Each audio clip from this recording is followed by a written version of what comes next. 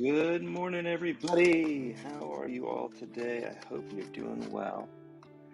We are getting set up and gonna invite some people up here to get busy. There we go. Hi, Tamara. Why can't I invite you up? There we go. Now I can invite you up. Good morning. Good morning, everybody. Hi, Tom. Can you talk to us? Yeah. Okay, great. Yeah. Oh, he's got it this morning for Figure it out. sure. Yeah, Okay. it's all good.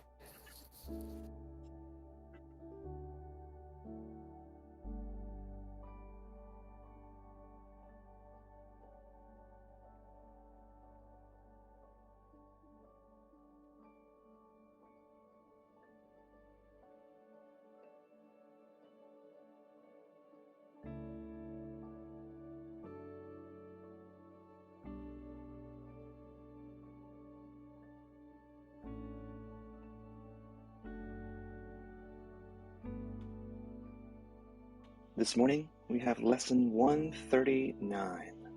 I will accept the atonement for myself. I will quiet down my other Lee so that y'all can hear me. I hope you're having a great day. I'm going to start reading in about 30 seconds. Can you share your screen with us in Zoom, please?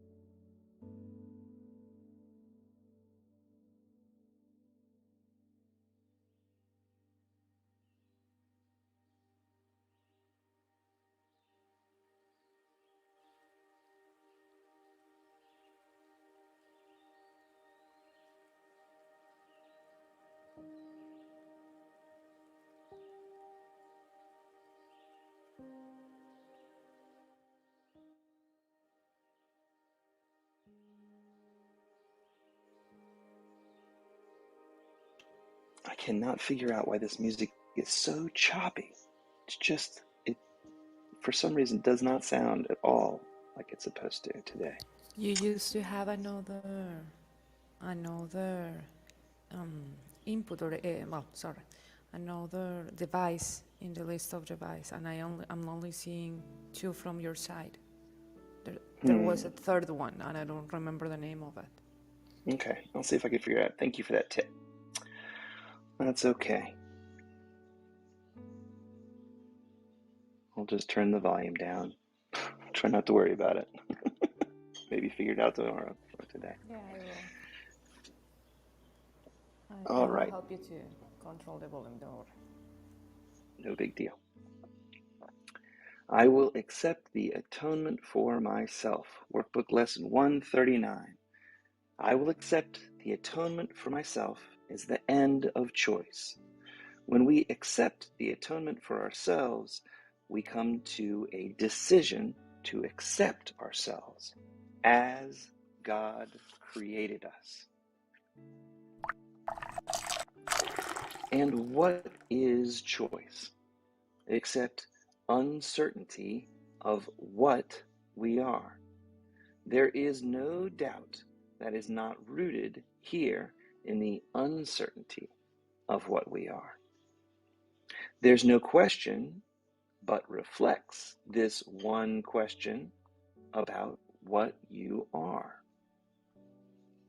There is no conflict that does not entail the single, simple question, what am I? I am pausing for 1 minute. That is what I am. There we go. Lost my clubhouse people in the view. Let's get you guys back in here. All right, now it's looking great. Yet who could ask this question of what am I, except one who has refused to recognize himself?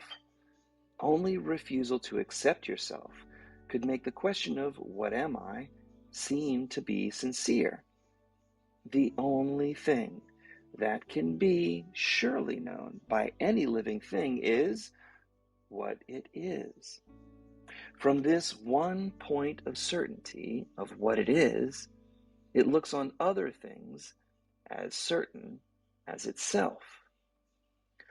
Uncertainty about what you must be is self-deception on a scale so vast, the magnitude of the self-deception can hardly be conceived. To be alive and not know yourself is to believe that you are really dead. For what is life except to be yourself? And what but you could be alive instead? Who's the doubter? What is it that he doubts? Whom does he question? Who can answer him who claims he does not know himself? He who claims he does not know himself merely states that he is not himself, and therefore, being something else, becomes a questioner of what that something else is. Yet he who claims he does not know himself could never be alive at all, unless he knew the answer of who he was. If he asks as if he does not know who he is, it merely shows that he does not want to be the thing that he is. He has accepted the thing he is because he lives. He has judged against what he is and denied the worth of being what he is, and then has decided he does not know the only certainty by which he lives.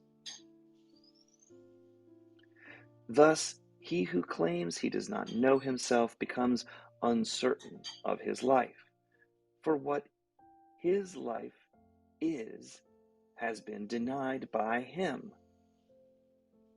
It is for this denial of what your life is that you need atonement. Your denial of what your life is made no change in what you are, but you have split your mind into what knows the truth, your higher self, and does not know the truth, your little s self. You are yourself. There's no doubt about this, and yet you doubt you are yourself, your higher self. But you don't ask what part of you can really doubt yourself. Your ego, your little s self, cannot really be a part of you that asks this question. For your ego asks of one, your higher self, who knows the answer. Were your ego a part of you, were your ego a part of you, then certainty would be impossible, for your ego would not know the answer of what you are. Atonement remedies the strange idea that it is possible to doubt yourself and be unsure of what you really are. This belief of the ego that you can be unsure of what you really are is the depth of madness. Yet, what am I is the universal question of the world. What does this mean? Except the world is mad. Why share the world's madness in the sad belief that what is universal here, which is the claim that each does not know what they are, is true? Nothing the world believes is true. The world is a place whose purpose is to be a home, where those who claim they do not know themselves can come to question what it is they are. And those who claim they do not know themselves will come again until the time atonement is accepted. And those who claim they don't know themselves will come again to this world until they learn it is impossible to doubt yourself and not be aware of what you are. The only acceptance can be asked of you, for what you are, your higher self, is certain. What you are is set forever in the holy mind of God and in your own mind of your higher self.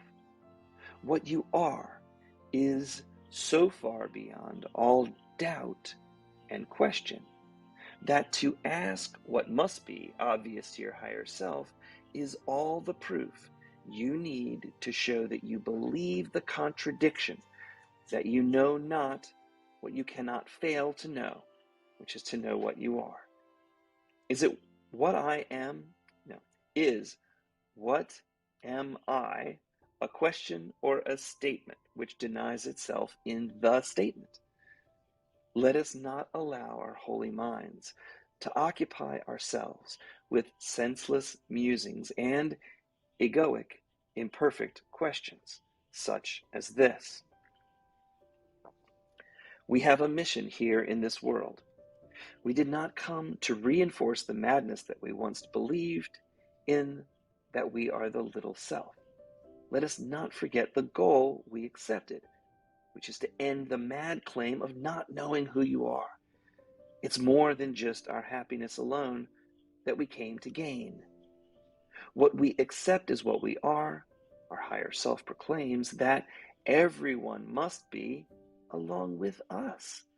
Fail not your brothers. Or if you fail your higher self, don't fail your brothers or you fail your higher self. Look lovingly on your brothers, that your brothers may know that they are a part of you, and you are a part of your brother's higher self. This oneness does atonement teach, and atonement demonstrates the oneness of God's Son. It's unassailed by his ego's mad belief that he knows not what he is. Today, accept atonement, not to change reality, but to merely accept the truth about what you are, your higher self, and go your way rejoicing in the endless love of God. It is but to accept atonement for yourself that we are asked to do. It is but to accept atonement for yourself that we will do today.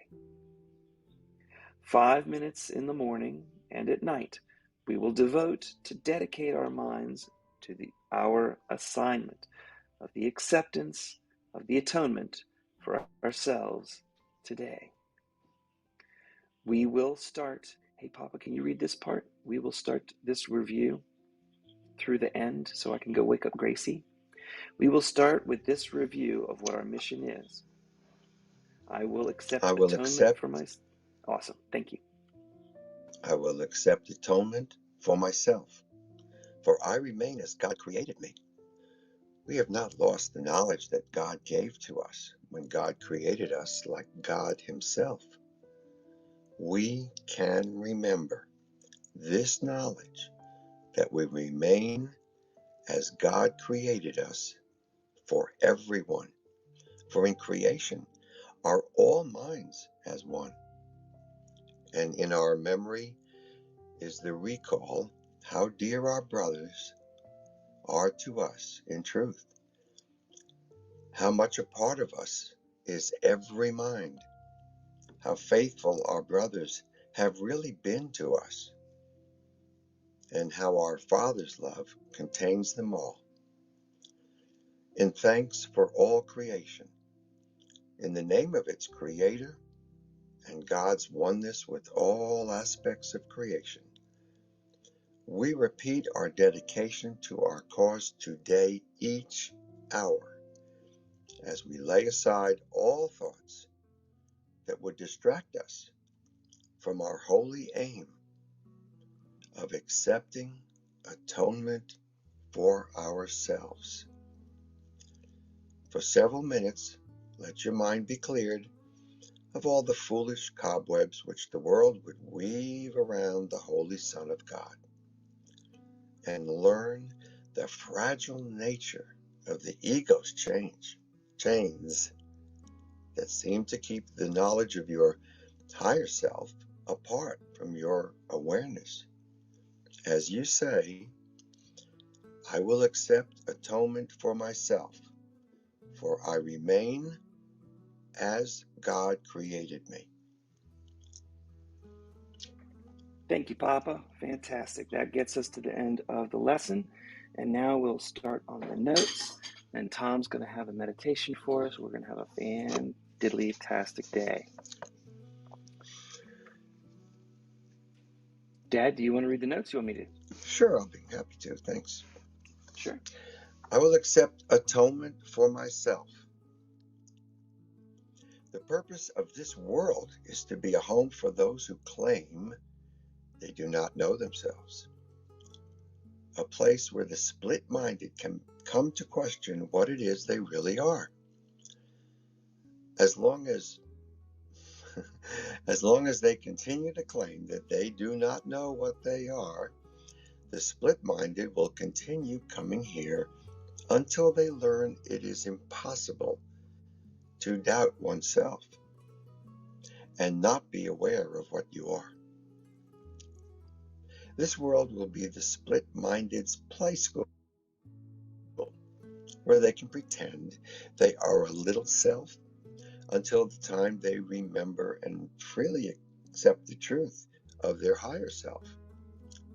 This world is a place where anyone can play the game of "What am I?" in perfect safety. By playing the game, you learn what you are not, so that you can remember what you are. In the real world, which is the world of knowledge, there is no uncertainty. If we were to describe our state of mind in the world of knowledge, it would be the I am state. In creation, all minds are one mind and are part of that I am state. The separation is the mad idea that you could not know what you are. The world of perception was birthed out of doubt or uncertainty. Uncertainty and self-doubt about who you are would be described as the "What am I?" state of mind. In time, which is in the world of perception, we seem to have choice only because we claim to be uncertain about what we are. All conflict arises out of the question of, what am I? Uncertainty about what you are is a massive self-deception. This deception is on so large a scale that on a mass collective consciousness basis, we birth the world in which the entire planet goes around asking the question, what am I? What is life except to be yourself? It's impossible to not know and be yourself. Even when pretending, you're still you. In order to play the game of what am I within your own mind, you need to split off a part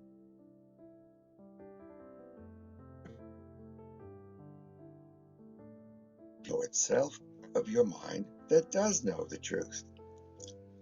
Throughout this course, these parts have been referred to as your little self and your higher self. The world of time and space is the game board upon which the game of what am I or what I am is played out. The game always ends. Lee, you went a little bit too fast on that. Turn back, please. The game always ends with each participant reawakening. It's okay. And Listen, remembering two of the us truth. controlling. Sorry. Lee, you want to put yourself on mute? And remembering the truth of who they are. This is the acceptance of atonement for ourselves.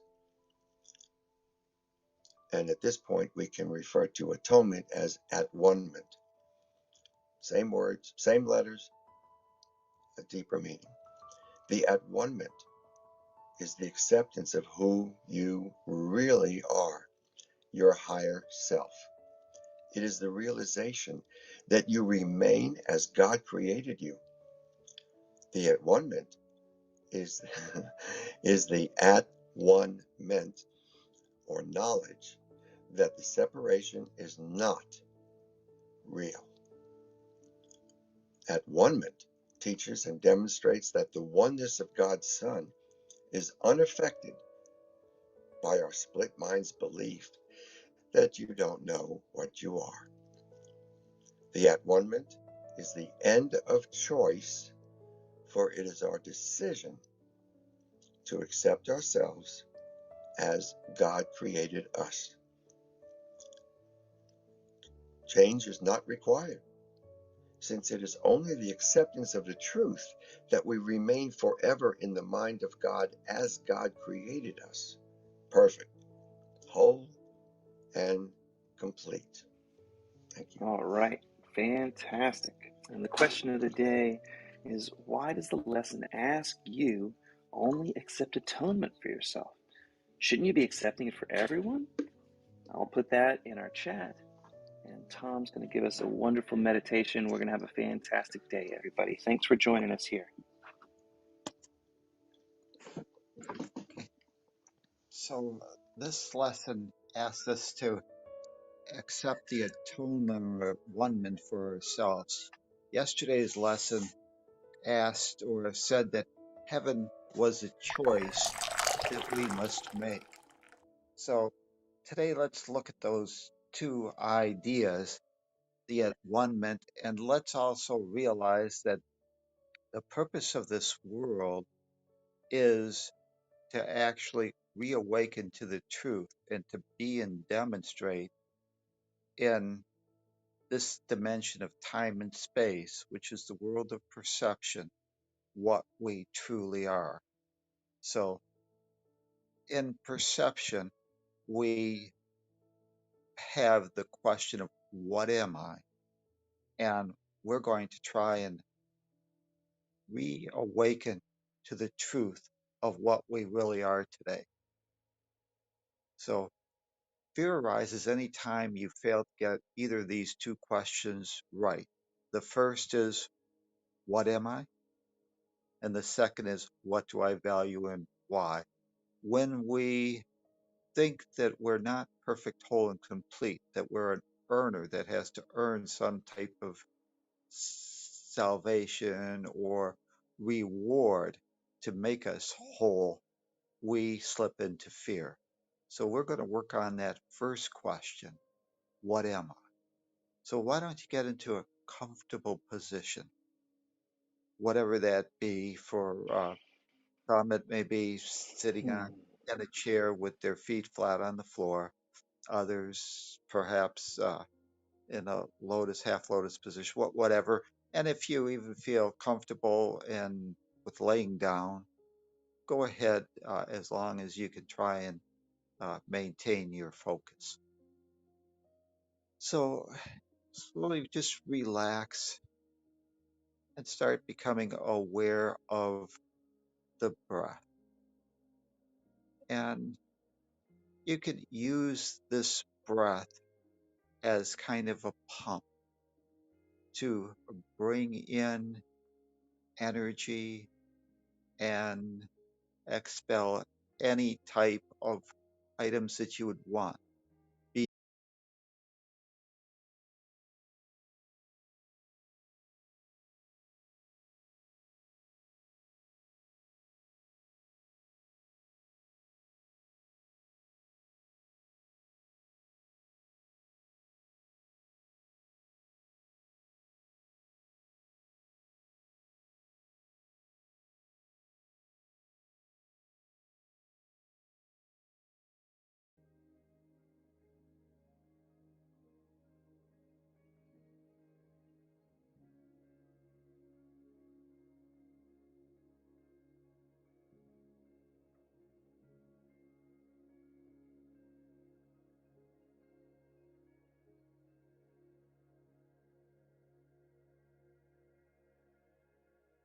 become aware of our consciousness and our ability to watch the flow of energy and to, in this case, watch its flow and move it around.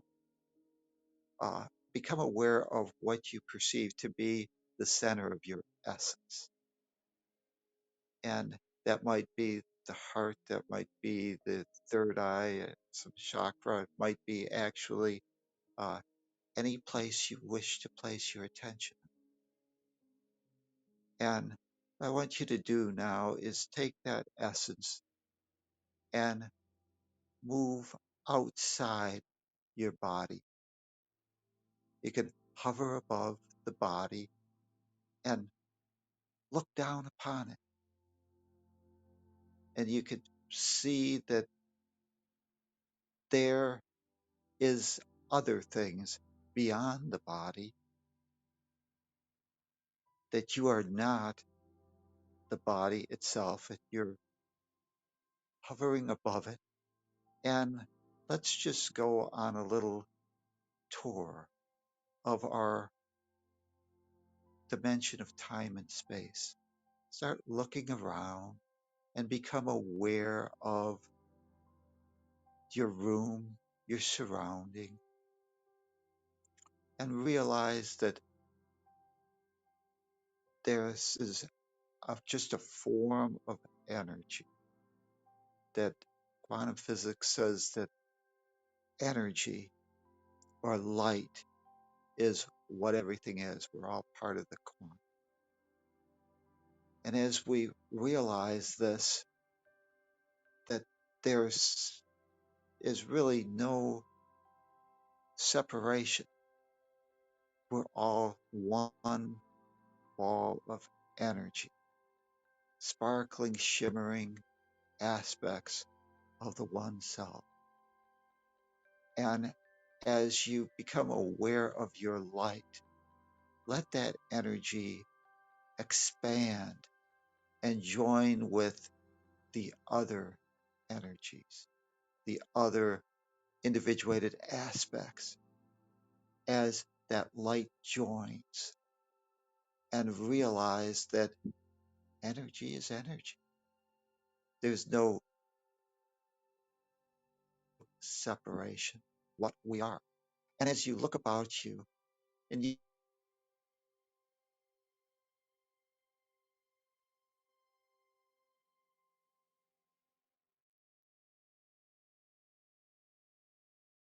moving out into the collective consciousness of the whole and start joining that aspect of your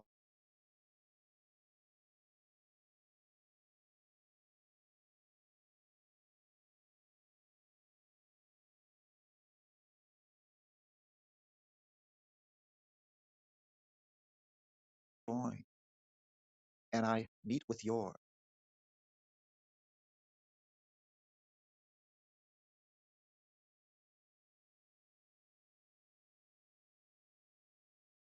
It's us.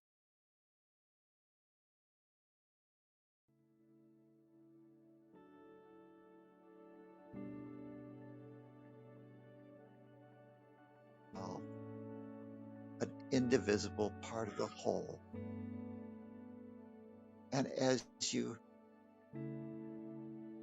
sit in that awareness of your essence, of being that light, just expand and sit there with the other aspects, the other part of a mind indivisible, and know that you and I are joined, not on the bodily level, but on a much higher level, the essence of what we really are, and that there is no separation, only light.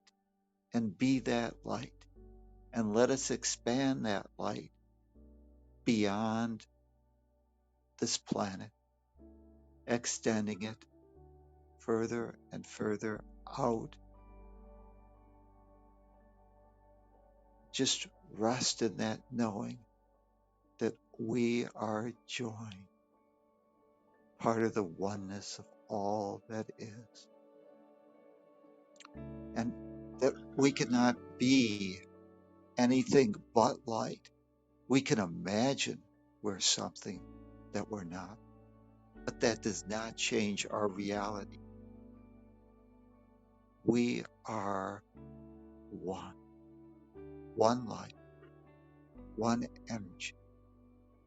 And as individuated aspects of the mind of God, we can place our attention on any aspect that we want. And time is the illusion of separation. You have always been the everywhere and every when. There is no separation, no time, only awareness, only the choice of deciding what we wish to place our attention upon.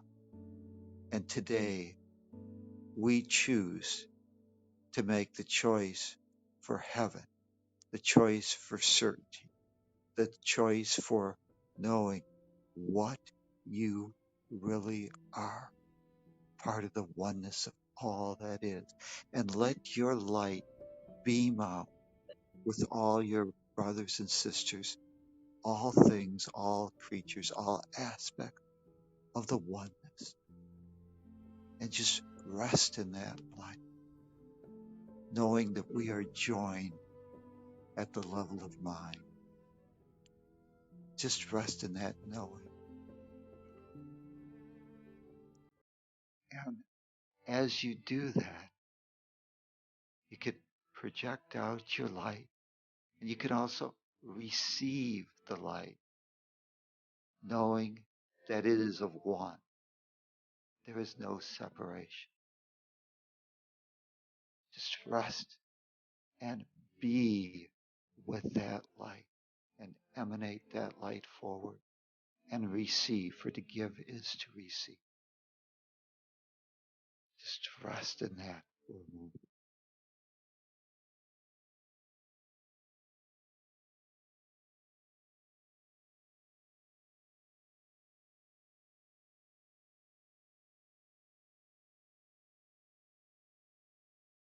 You, as individuated consciousness, are awareness. You get to place your awareness on any aspect of the one self, for you are an indivisible part of that whole. Now let us realize that today we have made a decision to participate in the game of time and space, where we can put on a costume, a game token we call a body, and pretend that we're separate. We're separate from the whole, and that actually this game token that we call the body, this costume, can actually block or hide our light so that we can appear to be separate, not part of the one self. And with that realization, let's start moving back and place our awareness back on the dimension of time and space. Let us start going back and back towards the dimension of time and space, and start seeing individuated forms start to appear. Our solar system seeming to be separate. Oh, there's planet Earth, that blue planet. And let's just slowly place our attention on that planet as it gets larger and larger. And there we see our continent, our town, our village, the apartment or house, and we re-enter the room where we see the game token that is our body, our costume. that's going to hold a place in this time-space continuum where we can demonstrate what we truly are, and that we can allow our light to shine. And as we hover above the body, just appreciate the game token for what it is, a place that allows us to hold a space on this game board where we get to be, demonstrate, and hone our skills in being love informed. We as individuated aspects of the one self, by demonstrating various aspects of love informed, allow the abstract one self to know itself and to actually demonstrate what love would have us do. And now put your essence and place it back in the game token we call the body. And as you reconnect with the body, just start pumping that energy, the prana, the energy, the ki, the life force through that body, and start reconnecting to it as you reactivate the game token. And you allow that energy to flow through the body, recharging, and become aware of the breath. Energy in, all thoughts of worry, separation, concern out. Energy in, all thoughts of concern, of not knowing what you are out. Energy in, the oneness extending out. The love of God in, extending the love of God out. And extend it to your world as you breathe in the life force, the love of God, and exhale and extend out that same love. And feel your brothers and sisters doing the same thing as minds are connected. And today, let us not fail our brothers and sisters and mistake the game token we call the body for what we and they truly are. Energy, part of the one self, perfect, whole, and complete.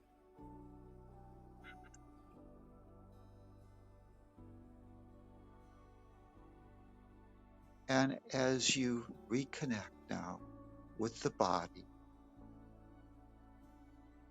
when you feel grounded and have decided today to demonstrate love and form and let your true essence, your light shine out upon your world,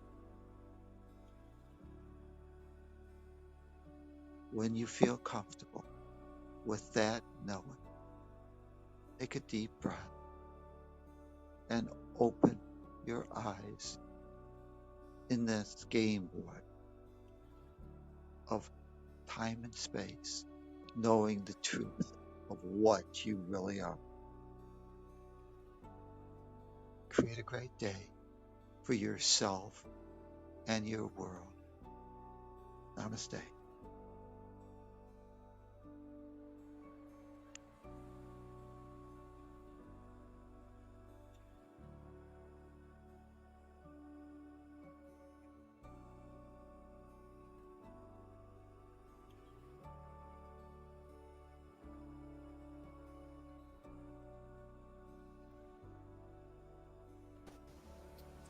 Well, Good morning, everybody. I hope everybody is having a nice and rested morning. I mean, here in Mexico, the sky is really clear now. I hope you all have good weather. And well, Lee is taking kids to school right now, so I am in control of the screen, and I'm going to be the moderator now with Bob. So if anybody wants to share anything about this lesson, come forward. The mic is yours.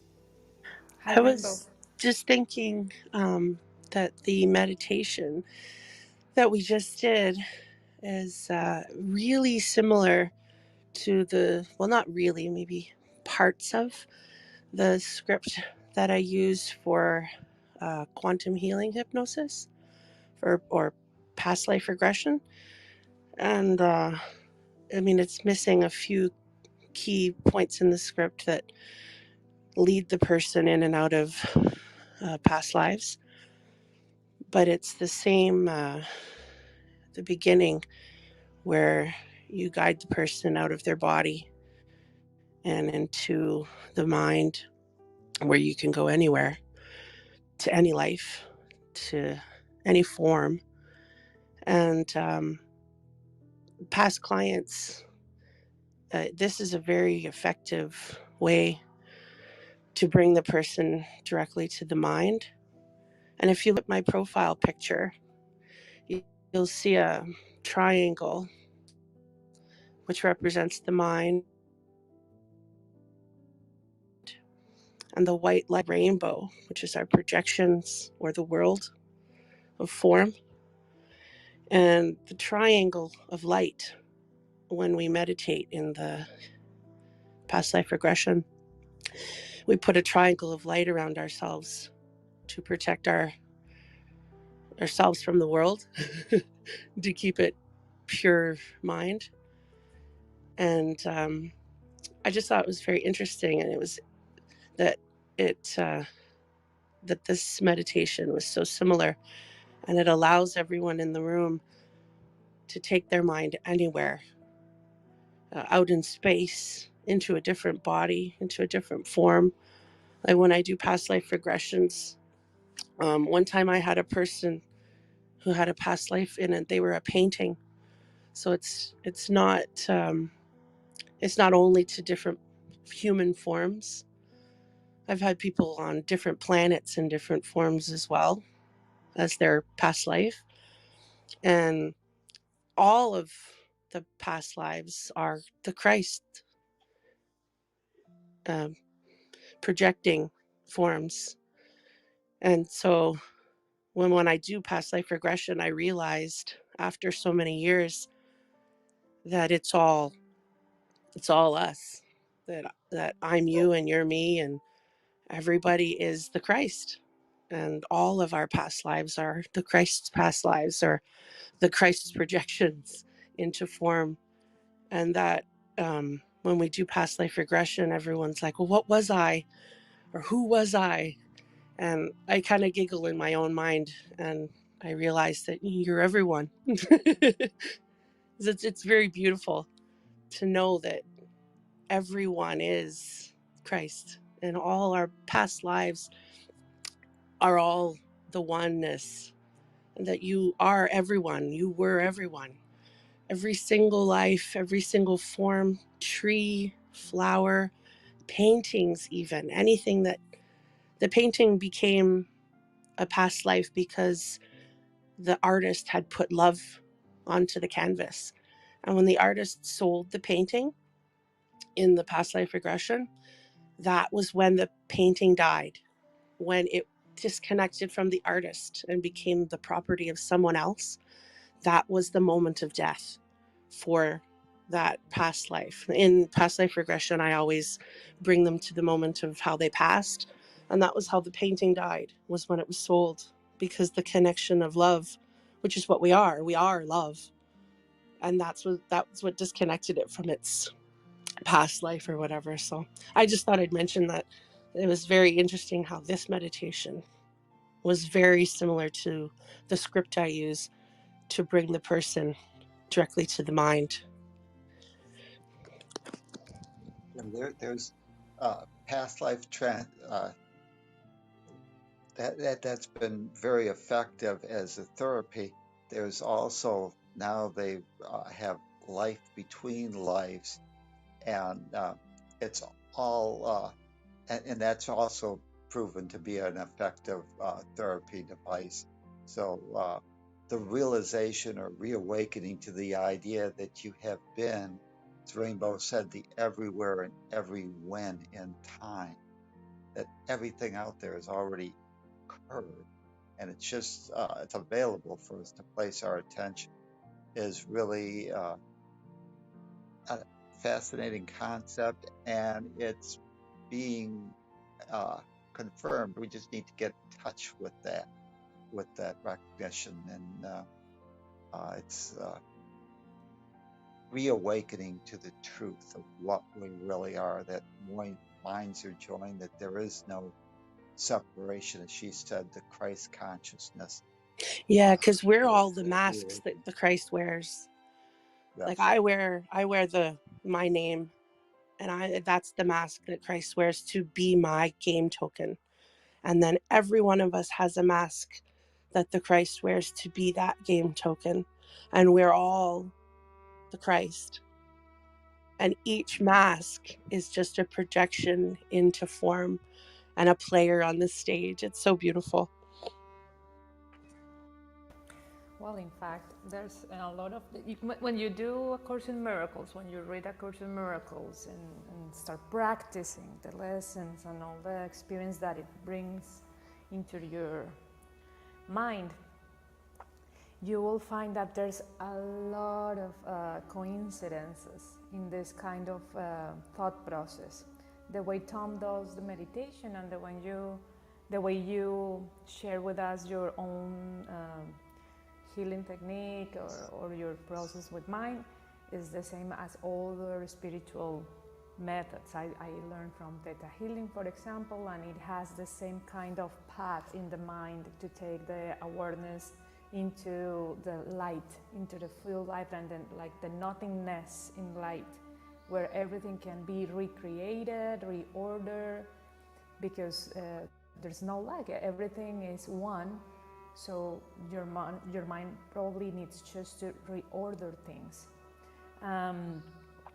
In that sense, you will find, I mean, for me it was like mind-blowing at the beginning of the process with A Course in Miracles, because even my daughter's cartoons started to appear to me like had the same content of the concept of one in it. I remember one of my first weeks with this room last year, and I was telling about this cartoon that it's called Teen Titans, and how they were teaching kids about superposition. I guess it is the term called in quantum physics, and it is all about how the matter doesn't have any fixed position unless there's an observer. So for me it was like, wow, that is really cool. Everything has a bit of the message in it.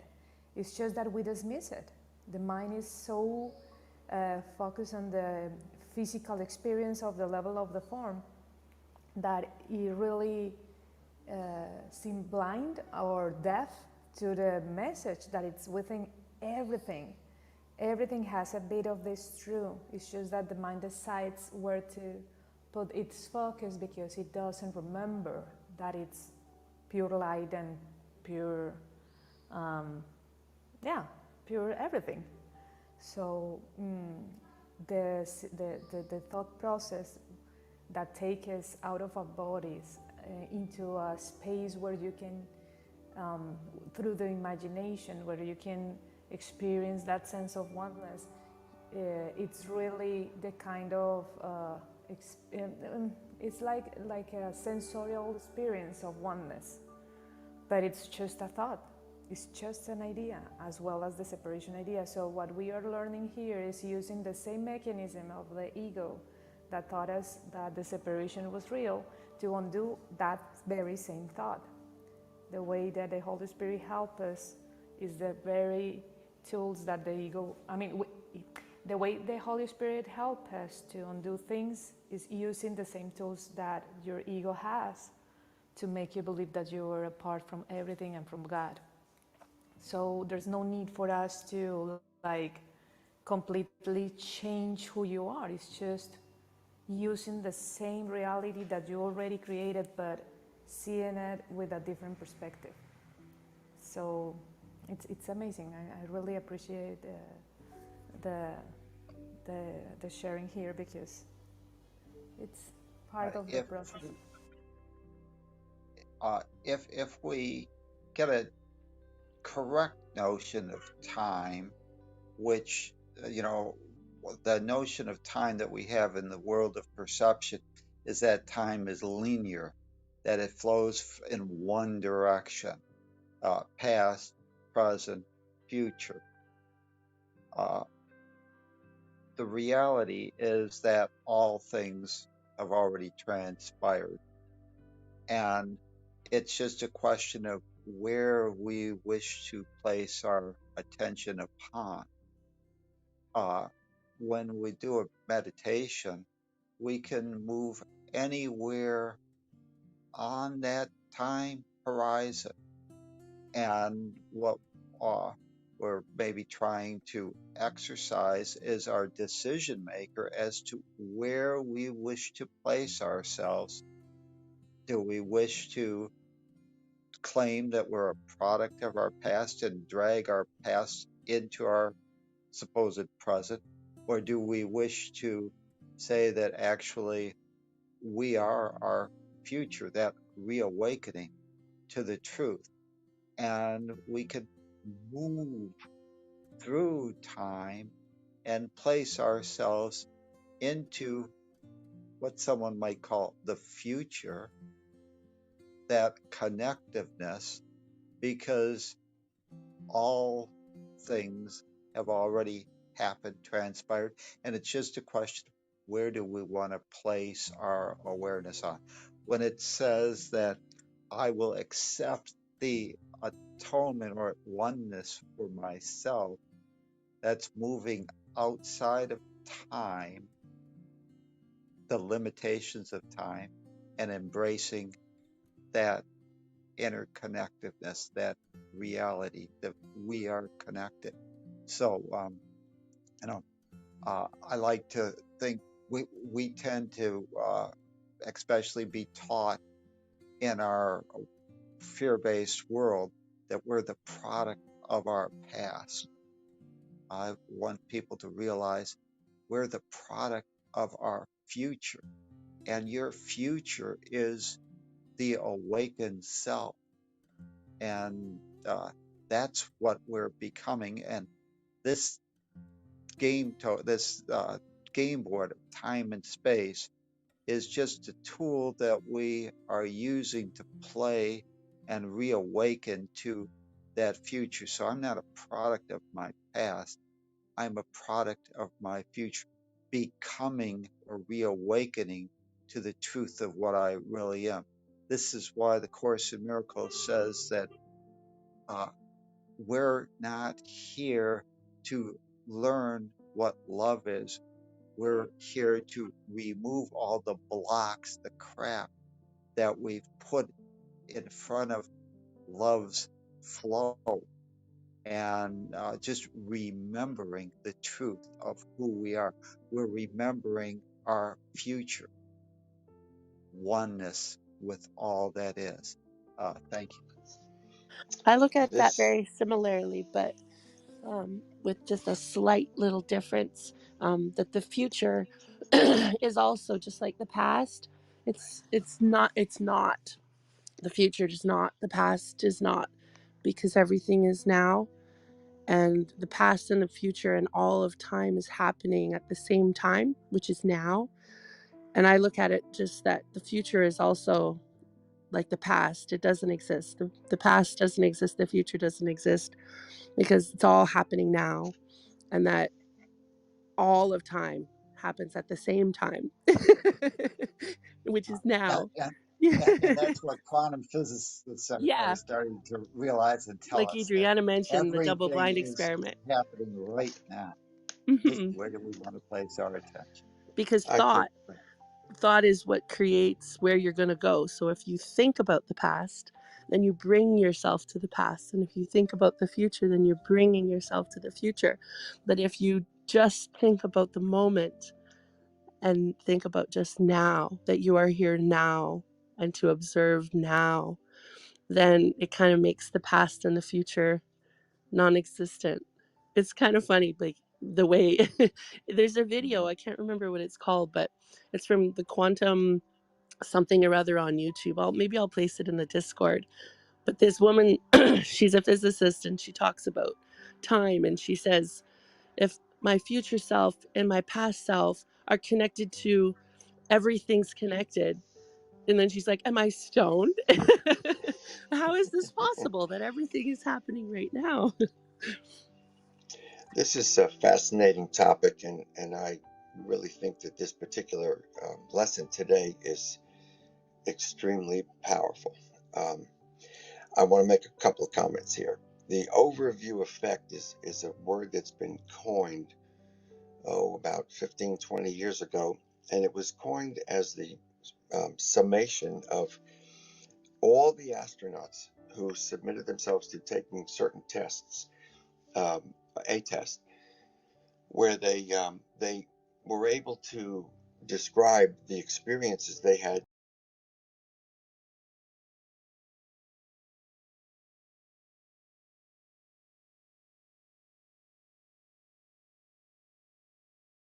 And I,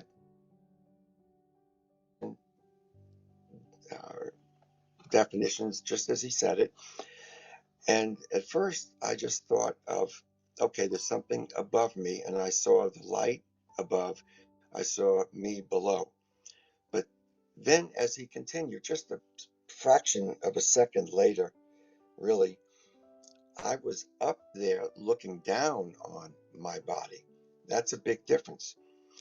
I didn't see two different things. I only saw one thing. I saw the body down there, and I was this light above, which is exactly the essence of what he was trying to get us to see and what this lesson is about. Because we are ultimately one big photon. A photon is simply a particle of light, and all of this is related, everything within it. Why is this important for today's lesson? It's really important, and I'm going to say why. We are all part of a family. We are all part of the family of God. So we could say, at one level, we are all the children of God.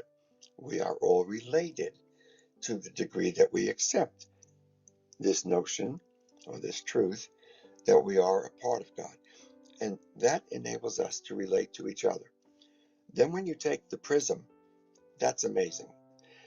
The rainbow, thank you for your icon here, because I know it's one of Adriana's favorite metaphors to use. But basically, here comes the white light on the left, which is what we all are. Then it simply splits it up. It differentiates that white light into several different, I'm going to say, shades or tones.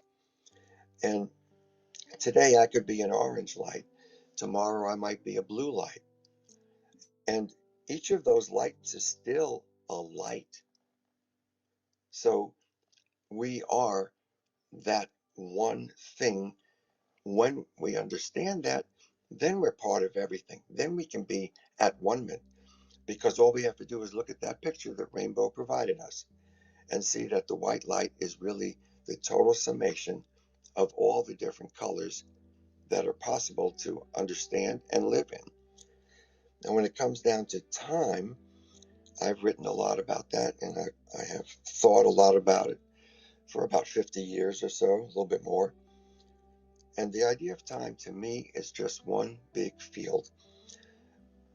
And that's what eternity is.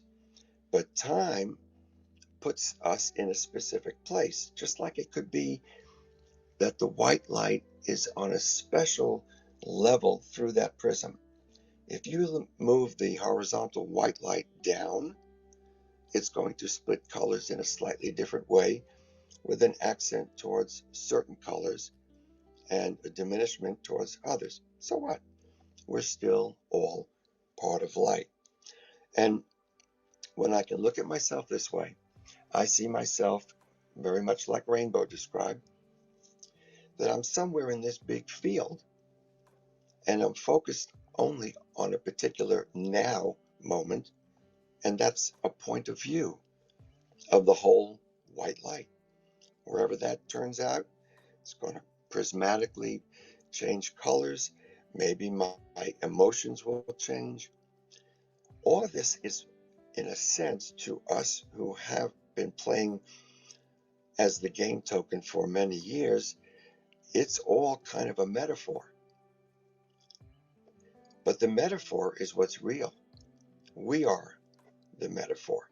We're the ones that say, to, well, for now, I'm very orange and yellowish, and that's my tone. And tomorrow I could be something else. I'll be in a different moment of time, a different, like the game board Tom talks about, a different place in this field of time. And I can be a different light. Now back to the basic question of this lesson. Who am I? I am a photon. I am a piece of light. God is all the light. Each of us are pieces of light. We have different identities that we may have gone through in other places in that field of time, past, future, but I am a piece of light, a piece of God. And to me, that's the essence of what this lesson is about. And Atonement means bringing all those colors together and knowing that, on the one hand, if you put a prism in the way, I got a bunch of different personalities, a bunch of different lights, parts of light, but I'm basically one with God, one with everyone else here. I am a piece of light. Thank you.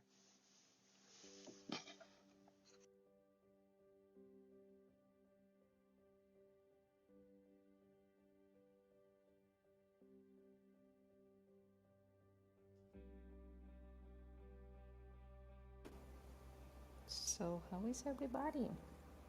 Rainbow. I posted a link to that video that talks about time in the chat.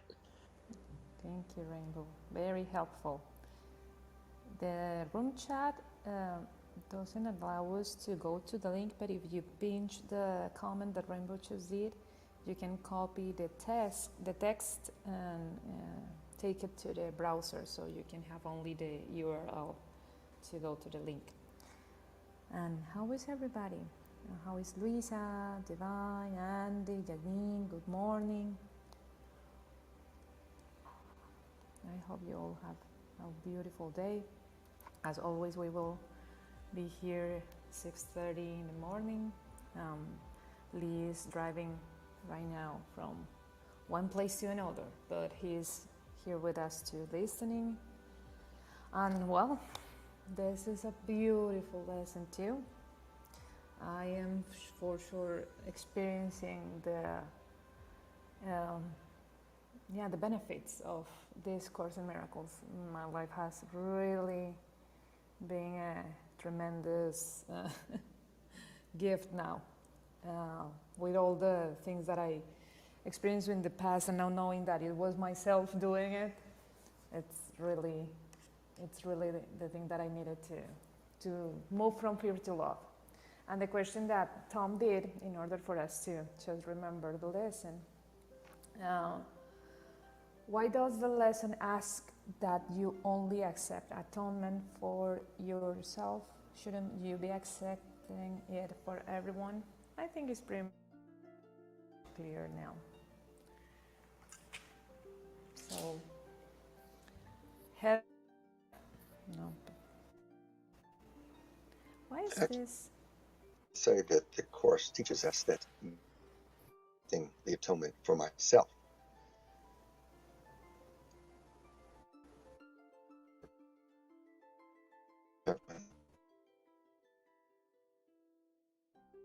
See that we're all one planet, you know. 10, 15 years ago, there were songs like We Are the One, and John Lennon sang about it, and so many different muses and poets and painters have tried to show us that we are all one.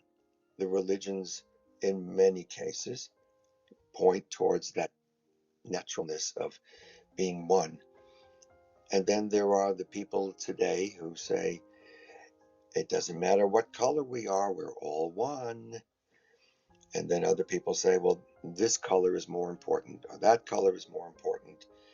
And if I say that in the wrong way, it can be completely misunderstood, because some colors are not recognized as a valid color. And so they are perhaps the infrareds and the ultraviolets, which put them above, beyond the normal prismatic colors. There's no normal anymore. There's just more ways of diffracting light. So we can all really be one, and we have to remember that. And if we can think of ourselves along those lines, not even necessarily I'm a blue light or a green light or a yellow light, but that we're all one as part of a big family, I think we get closer and closer to the absolute truth of what life is about and what we are about. This amazing particular lesson kind of brings all of the parts and pieces from the previous lessons together and starts to put our focus on, wow, we're a lot more than just this token on the game board. There's a lot more to us. And that's what I love about A Course in Miracles, because it stays with that truth. Today should be, and it will be, a wonderful day. It's a wonderful day to bloom and to open up as flowers in the spring. I gotta say that I'm sorry for the link that I was posted here, because I just realized that it was the wrong link from YouTube. So I just updated it and reminding you all that today's lesson is 139. I will accept atonement for myself. So my apologies for that. I guess it was my mistake from the post from M to, yeah, my mistake on grabbing the link from YouTube. I did it without being so aware of it. So sorry, guys. And well, it's almost, what time is there? So for you should be like almost 7, right? No. Almost 8. Almost 8, yeah. Almost 8 o'clock. And if everybody had to go and start the day, well, we can wrap up this session right now, if there's no more sharings. I'm complete by this lesson today, but the spaces is still open for everybody to share. One last thing I want to say. The question that you asked Tom at the end of the meditation, which is in the back channel, I'm looking at the words themselves. I love to play with words. Me and Adriana have our own games that we play with words. It says, why does the lesson ask that you only accept atonement for yourself? I don't think it says only, but it does say accept. And why doesn't it say for everyone? Well, at one meant that word itself says we are at one with everyone else. So the word itself includes everyone, because we're one with them. You have to be one with something if you're going to make that kind of statement to start with. So it's kind of like a God wink or a cosmic wink, that we can tend to try and make things so complicated. And when we come back to that basic, we are at one with everyone, life gets a lot simpler and peaceful and loving. That the law of enlightenment. Uh, Tom, basically, can you move closer oh, to your mic, please? yeah, I was just going Thank to you. say the law of enlightenment is basically there is nobody to fix, there is nobody to change, there is nobody to control, there's nobody to impress, there's nobody to protect. There is nobody. God is, and you are that one. Thank you, Tom. Luisa, I close your mic, but you can come forward now. Sorry, it was the noise around you that.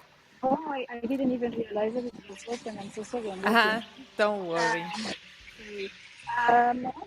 Happy to be back. A little bit. Can you move? Can you move closer to your mic, please?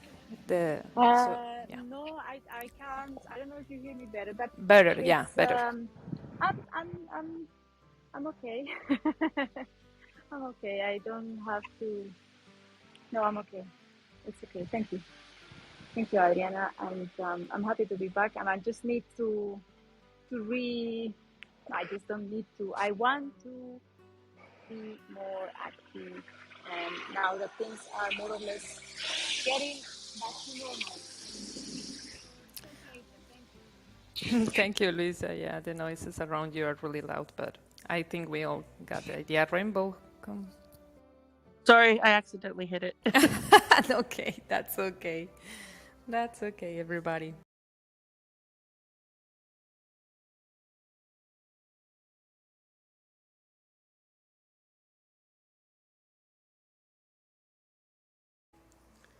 I think we can wrap that lesson. What do you think about it, Bob? How is it? I think it's time to close and bloom. And I'm going to be about my No, please business. don't do this, guys. I can't stop it from the distance. I need you to at least keep the room open until Oh, I get that's back fine. home. I'm so sorry, Te- but please help me out. technically, okay, Yep. we're still here, even If though you we're click not. on the little link above, you'll see an empty room and 3 people standing there, unable to help the empty room help itself. Well, that makes a lot of sense, Lee. Thanks, sort of. No, we understand that technically we don't close the room. We're here, and um, people can stay if they He's playing wish. music and everything too. I know he's not. He sounds really dim. I can't even hear him right now. But no, not you, Deanie. My robot Lee at home.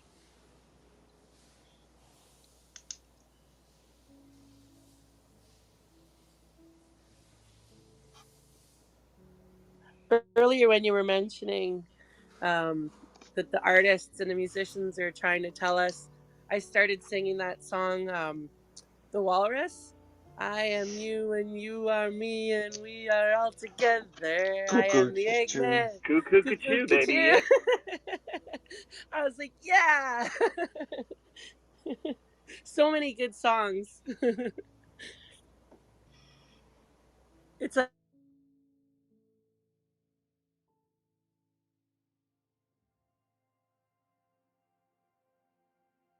it's everywhere. Once you realize it, the one everything you see, it's everywhere. We're everything. Well, you're right, and most songs really revolve around stories about love, if you think about it. And love is probably the closest metaphor to God and to light. They're all very high up, if there is a scale. And stories of love is what most of the songs are about, in one form or another. In some cases, it's a failed love, or what they call or think is a failed love. I don't think there is such a thing. Um, in the experience, yes, but in reality, it's more than that. There are lessons to learn, and we go on from day to day, and it gets better the more we recognize that we are all one, and that the atonement is the way we become that. We accept it, and we move on from that point. We've made a choice.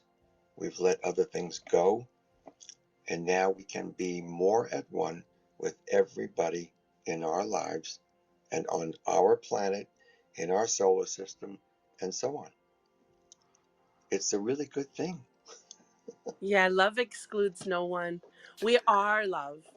And if we realize that we are love, then we can't not be everyone, because love doesn't leave anyone out or anything. It's very true. There's a song called The Holy City, I think it's called. And in the church I used to go to, Unity Church, on Easter Day, Metropolitan Opera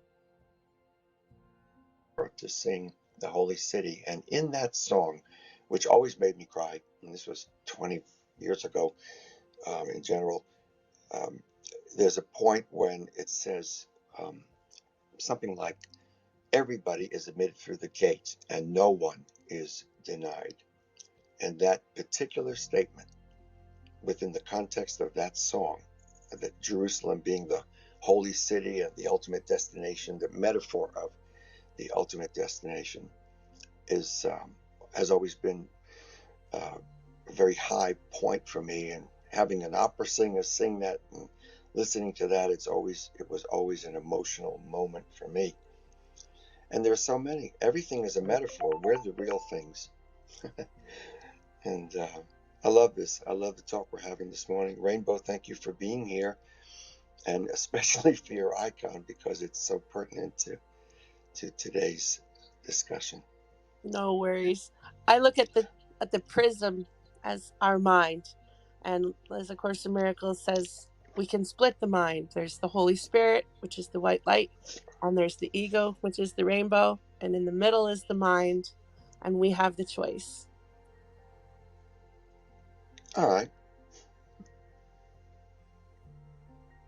We can be projections, we can be the rainbow, we can be the forms, or we can go back in the mind and find the white light or God, or we can go to the world and we can have fun with form. Well, yeah, and not only that, we have access to that white light. If we're any of those colors, including what can't be seen, infrared and ultraviolet, and other bands of light, we're still bands of light, or we're specks of light, or we're photons, or call us anything you want, but we're part of the family of God. Are you the one that's always saying the photon thing? I put an article for you Yeah. in the Discord. Did you check it out? No, I didn't yet. It talks about how there's an original photon, and the original photon, you with thought, can be anything. I thought it would be very interesting for you because it talks about photon in how you,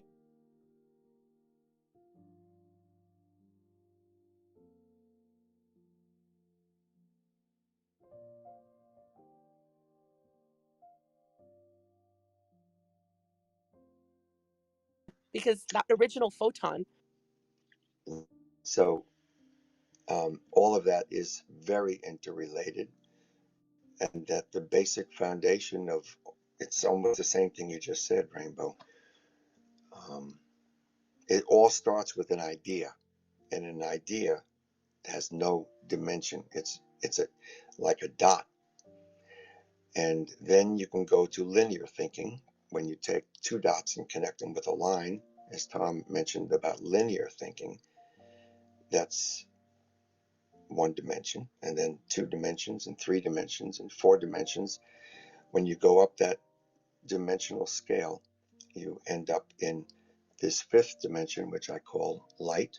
And I had an experience 55 years ago, 56 years ago, that showed it to me that way. And I've spent my life seeing that it's true. And one of these days, I keep saying, hopefully sooner rather than later, I will finish it.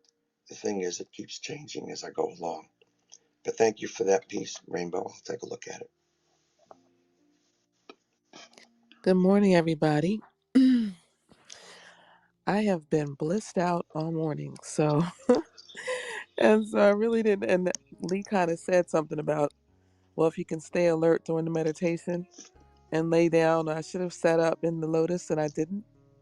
I just kind of drifted on off and into bliss.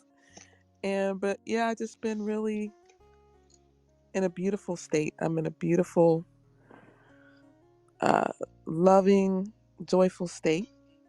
And I don't have a lot to say, which is beautiful because I just feel so amazing.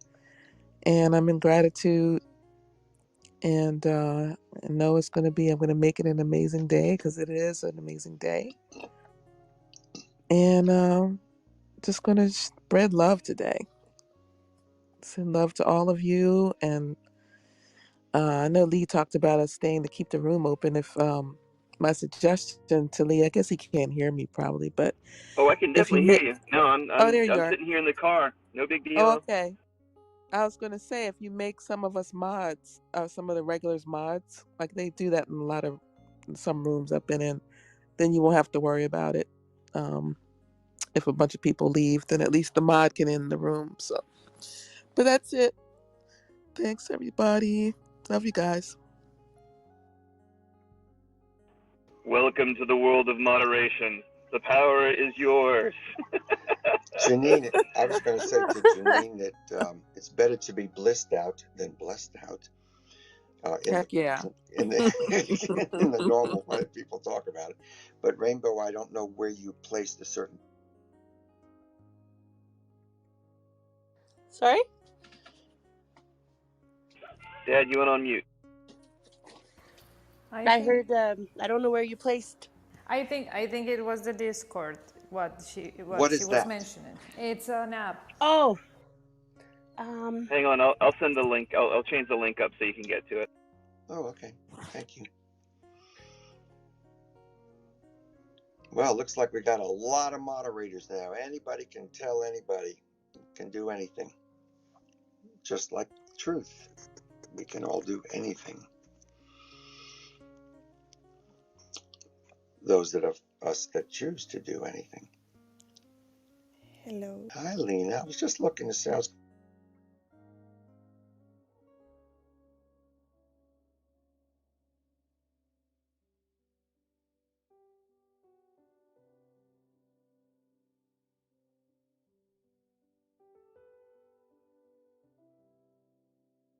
Is like can you speak just a little louder, please? yeah. Can you hear me there? Better? No? Yes, yes. Yeah. I Yeah, I've been coming to this room for the last probably 2 weeks. And well, I was I was kind of like I didn't want to talk, but yes, I wanted.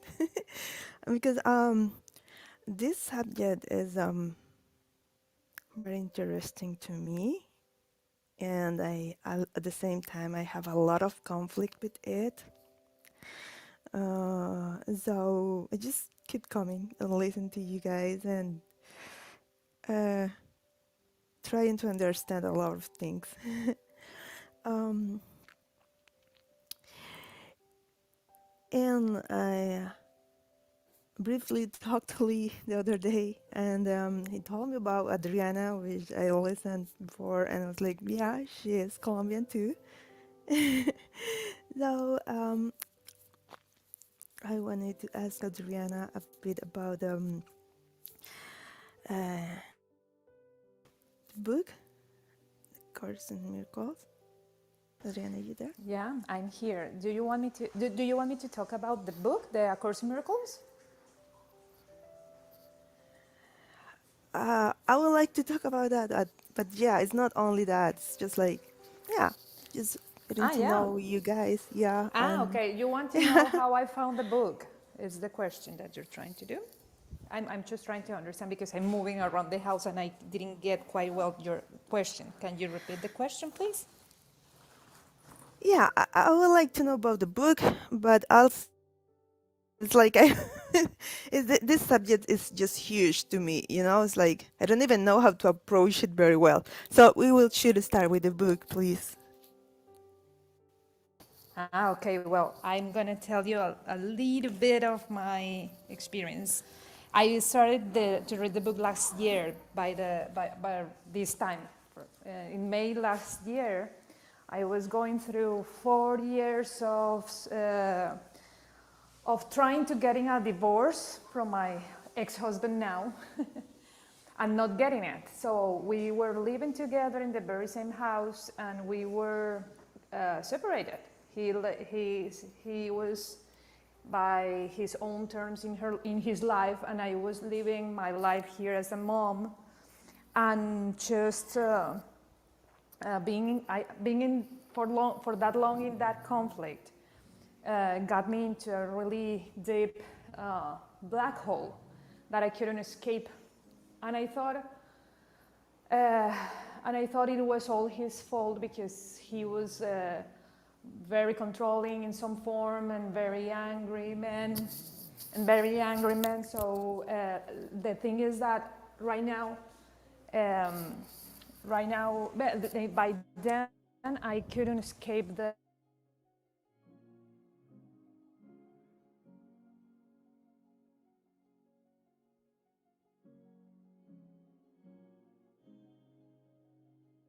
I don't know if you're hearing me right now. I lost connection. Yeah, we lost you for a minute.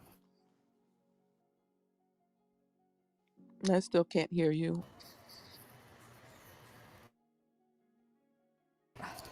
Hello, hello.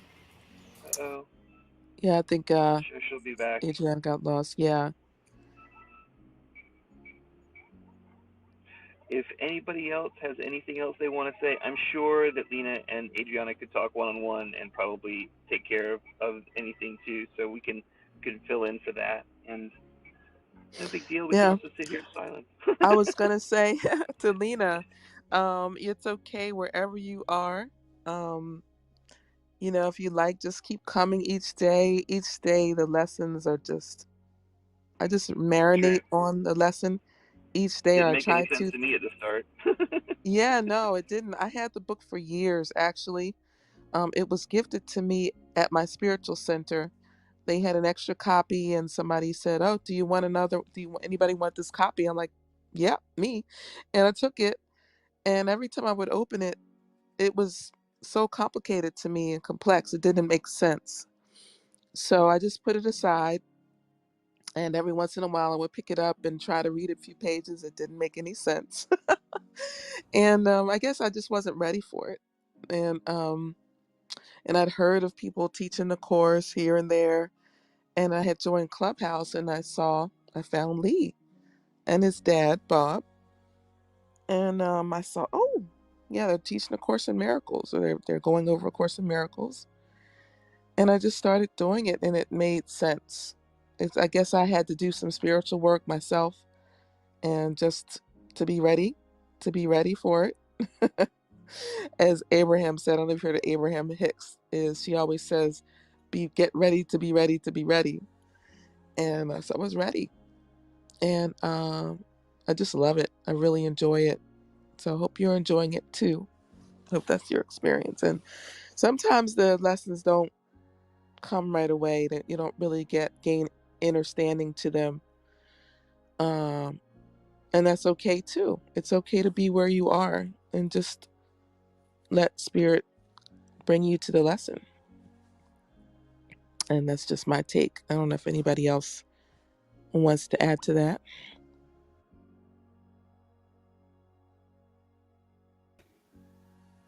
Well, well, thank you. Because I thought you guys all were like super advanced in this subject. So uh, it's nice to hear that, you know, Well, no, not me, but I am here back again with the internet. I'm sorry, I lost connection.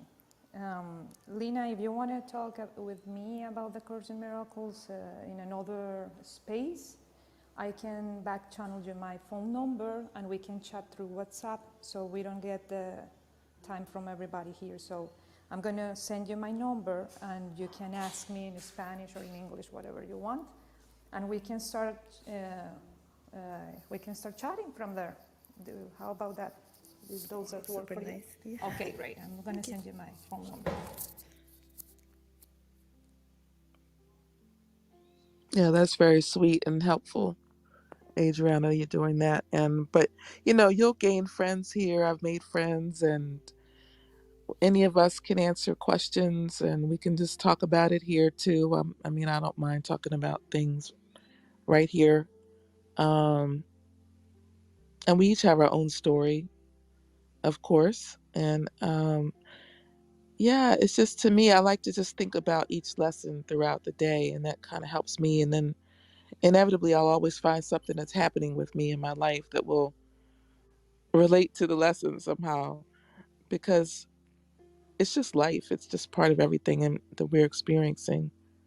So, Andy, you were about to say something. Yeah, yeah. I can say this. It was like today's lesson was like. I mean, I was talking in another room before this, and it was everything that was being spoken about. Of course, of course, it's not even surprising anymore, because it's unfolding. Every aspect of my life is unfolding, or maybe it's my perception. What I got from the lesson today was my perception that I was. Of course, it's my perception, so of course it's going to be right on time.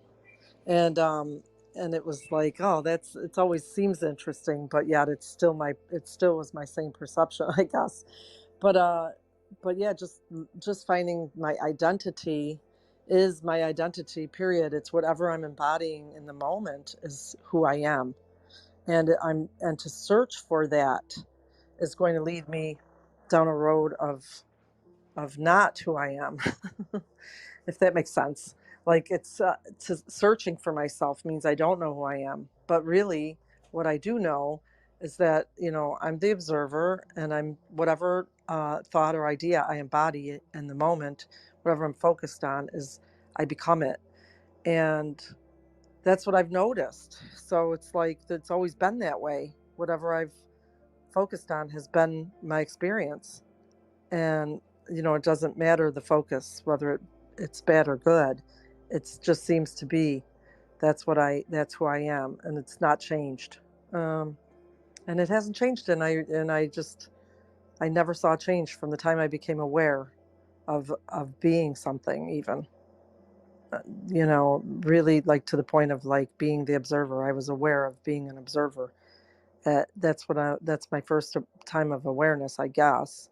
I sure there was things going on before I recognized that I had some separate entity, or some separate, like, um, idea of who I wanted to be. If that makes any sense. Like, I didn't want to be my mother, and I didn't want to be my father or my sisters or my brother. You know, I wanted to be me. I wanted to do things my way, and so then I just did. And whether I was being stopped or not, I still wanted to be me, and it was always there. So it's funny, but we go on this thing like, who am I? Yes, that is the question, but we we're missing the answer all the time when we're asking that question, till we realize. So it was a perfect timing for me to have that confirmed.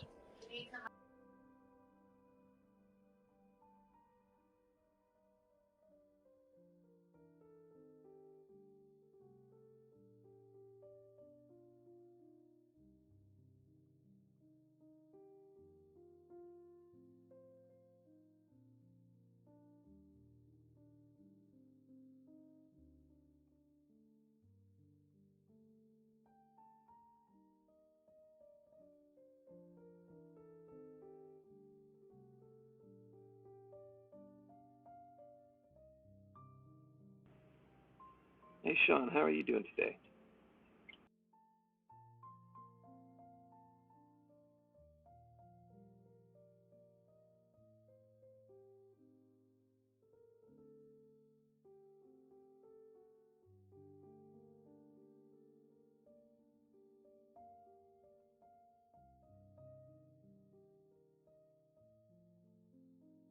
Is there no one talking, or is it me?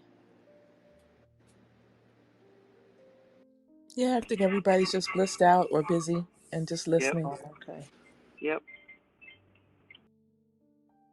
If anybody wants to talk, they're welcome to. I have my other alter reality, no, alternate personality. I can't control him from a distance. He's playing music, and I can't Well, stop him. it's okay. If I know I mentioned about being moderator. If you'd like me to end the room, if everybody is good for the day, and I have to stay here. So I'm driving in my car, and I'm going to drop off Dean at school in a little bit, and then I'll be home. So I'll be here no matter what. But I'm just sitting oh. here blissed out, having a good time too. No big deal. So you were, because you were saying earlier, I think you were worried about us all leaving the room or something like that, I, and I mean, I wasn't really worried, but okay. Adriana was telling a story, and then apparently she lost her network, and when she came back, I made her angry by cutting her off, and somehow she thinks Uh-oh. that I kicked her. I think she thinks I kicked her out of the room or something like that. But Oh she's no. yeah. Well, I mean, I'm sure she's not angry anymore, that's for sure. I don't know. I don't know, but it is what it is. On my side, I was just trying to order some breakfast for Dean at Wendy's, so I don't know what I did wrong, but Aw. Does Wendy's have have good breakfast? Off topic. they do. Now, I mean, Dean, how do you like it? He says nice, and I What got a what biscuit, so what did Dean order? I'm just curious because I never get breakfast there. he got a breakfast baconator, which has a sausage patty and an egg and some cheese and some bacon, and it's on a bun, and he really likes it. Big breakfast sandwich. Wow. Okay, okay. Sounds yummy. Well, Dave and his daughter, they've been around for a while, and now they're getting into the breakfast game. Hey, I got a question for Janine. Um, Yes. I know that you're studying and such. Do you study, like, you're studying to do meditations, right? You're studying to guide meditations as well, right? I sure am. I'm studying Breath of Fire with Club Kundalini. Well, I was just curious because I was thinking, you might want to be part of their meditation group, where lead meditation as well as whoever else does here.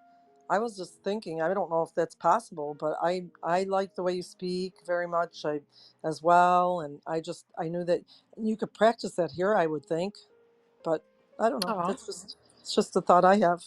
thanks for that, Andy. I don't know how they would feel about it because it's such a specific type of meditation. But if that's something the room would want, I would love to do it. I would not mind. But I don't know. I have to talk to my Club Kundalini teacher about it and ask her what she thinks because they usually don't want you to, I think, do it until they feel you've ascended to a certain point, I think. But I could certainly do the whole thing, and it takes a little while. I think. Well, I could do one round. One round is 3 minutes. Hey, why don't you do it? Why don't you do it in my room, Visionarium? I would love that because you know what we're doing in there.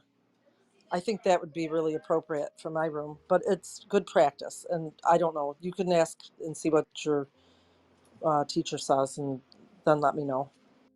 Yeah, I'd appreciate that. Thanks for bringing that up, Andy. I really appreciate it. I definitely enjoy the practice, and it's helped me a lot. In conjunction with the Course in Miracles, I think a good meditation practice just goes hand in hand with it.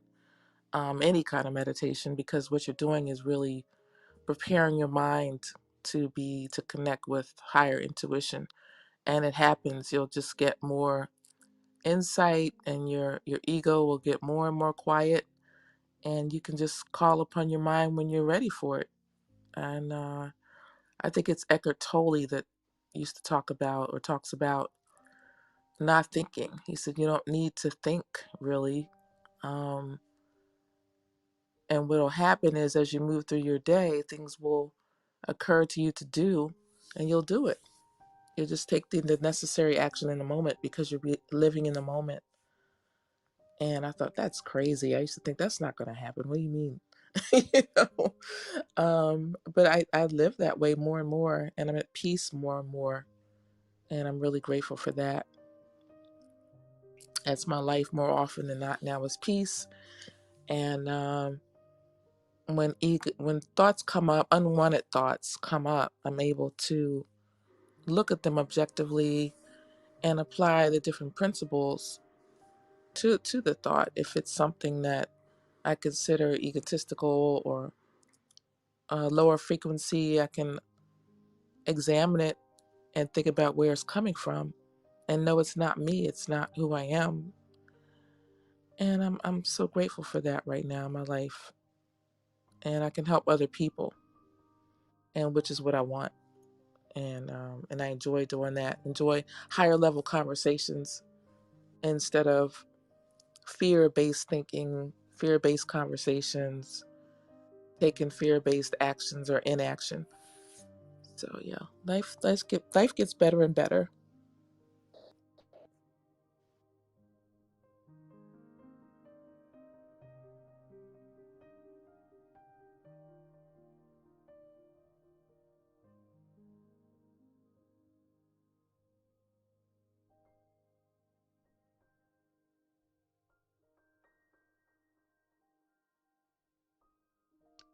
Agree with what you were saying about, going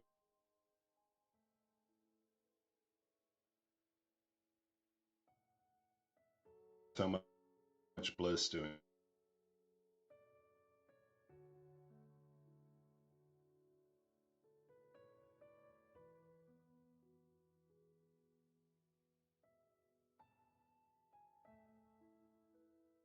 able to do more with less, really lead people. So it's a heck of a good skill to have.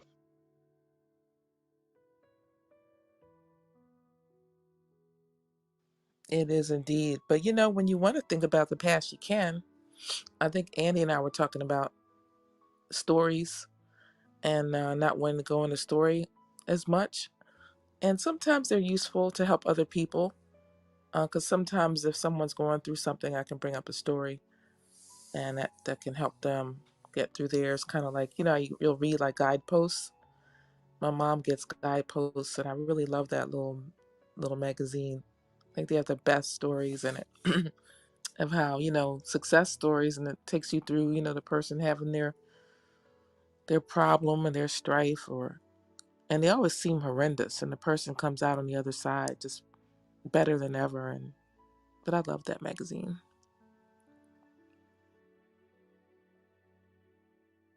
Oh, Sean, go ahead. No, go ahead. Thanks. No, I was simply going to say, I know that like with self hypnosis and these things, the words are extremely important. Like choosing words that, because I guess when our mind is in the subconscious mind, doesn't hear the word not or no, or it doesn't hear the words, like if we say, um, okay, so excuse me, but I'm going to use this for an example.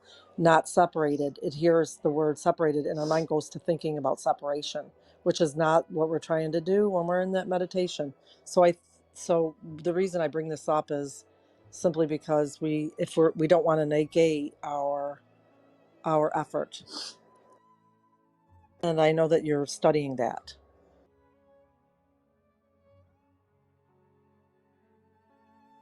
And no offense to anybody or anything. It's just that I recognize that from, like, even anytime we do positive affirmation or anything, to say, to put the word not or no or anything that negates, that is not a positive affirmation. It's actually the opposite. It's creating us to think about what we should, creating us to focus on a negative.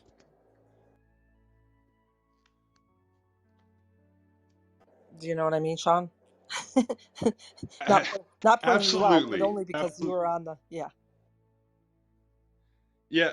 Well, I mean, the reason why I know what you're talking about is because if you think about God and consciousness, you can't really bring darkness to light, right? It doesn't work that way. You put light to darkness, and all of a sudden you see light, right? So the question is, which one exists, the light or the dark? And I think we understand that the light is, right, the variable. So if that's true, and using that from like a positive point of view, you could kind of argue that consciousness doesn't understand negatives.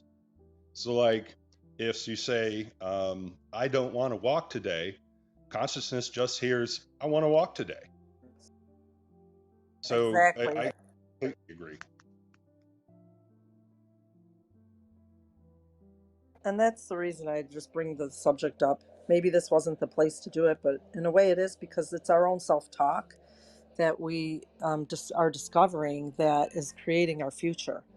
And so, to do this with what we're really trying to do, and not ruin and not like negate our effort. It's so important that language, and now I'm realizing how important language truly is. I've heard about it for a long time. I've been contemplating it. I've been, thinking I want to change my language, and then I realized it's not about wanting, it's about just doing it. So now it's just coming to a place where I'm dropping the old stories. It's not about saying I want to drop the old stories, it's about doing it. And speaking only, the things that I desire, you know. So I think that the self-talk is, and someone who's going to guide me in meditation, I'm I'm I'm leery if they're not giving me the straight up, and maybe they don't understand, but I'm just wondering if I feel that Janine might, because she's literally studying it, is the reason I bring it up. So, No, I appreciate it very much. I love the opportunity in your club for sure, or well, you anywhere. got it. You got it. Well, I'm gonna say goodbye, guys, for now, and looking forward to seeing you again tomorrow. Yeah, me too. Love the space and these people. Oh, love y'all. Yep, love you guys. Thank you, Lee Thanks, Sean. and Sean, everybody, and Yeah, Lee. You're everybody. welcome. Thanks for saying something. Thanks for talking today, Lita. Have a wonderful day. Yeah, have a Oh, wonderful day. could just barely hear what you were saying there. I couldn't, not sure what happened there. I think I messed up before. Goodness gracious. What? No, What? what do you Before, mean? when Adriana was trying to tell you the story, I didn't pick up on where she was at in the story, and I couldn't hear her, and I should have or could have picked up on the story and told you what was happening next, but wasn't exactly sure where she was at, so I missed that No, opportunity. no, it's okay, don't worry. I was so shy to speak in front of all that people. uh, yeah, I'll talk to her, but I wanted to ask you something because have been understanding why I have this conflict, and you're not going to believe this. Like this is because all the language, everything like attract to me, but there is a little but, and it's like I'm not. I have a real hard time believing, like in God. So it's very funny that I have been coming back to the same conversation, well, to this course like during 2 weeks. If I don't believe, but this also is questioning myself, like, yeah, what attracts Yeah, you from it if you can, if it's hard for you to believe. So I don't know. It's just strange to. I mean, belief in God. I've definitely been an atheist, and I've taken a lot of time out of my life with that as my belief system, and slowly I kind of became more of an agnostic, someone who believes there's God, but that doesn't really have much to do with me. And then finally, I've gotten to the point where I kind of consider myself to be a believer, um, and more recently, especially in the last 6 months or so, past just believer into actively kind of having a relationship with God, and that's the piece that the Course brought to me over and over again in little tiny pieces, but this time, as I'm going through today's lesson 139, it's more of a daily walking with God than it ever has been in my life. And so it's slowly unfolded, like a flower slowly unfolds. It's been years of work to kind of get to where I'm at right this minute, but a steady pace. And as I look back, I realize it could have been as fast as I wanted it to be. I took it at the pace I could take it, but I could have come a lot faster. There's nothing slowing me down, really. I just didn't go faster. Well, And it's okay. Everybody goes through their own speed. yeah, exactly. I mean, maybe you have the time to do it before, but you just weren't ready, you know? Oh, I did. I definitely had the time to do it before. Last 5 years, I kind of sat doing nothing because I was, quote unquote, healing from a trauma, and I couldn't figure out how to get my head straight. And I would have loved to have gotten my head straight. I just couldn't figure it out. And eventually I sorted it out. In long and short, eventually I sorted it out. And then things got really in order. And then I realized, oh, if I just keep pushing in this one specific direction, I'm going to get amazing results. And then it's kind of like a flywheel, like a big wheel that just spins. And the faster it spins, the more momentum it gets. And the more momentum it gets, the more angular momentum it has to be able to control stuff. And it's like a battery that you spin up. And it's getting faster. Like the more that it gets in line, the more I have a tendency to screw up inadvertently in ways that I had never thought I could screw up. Like today.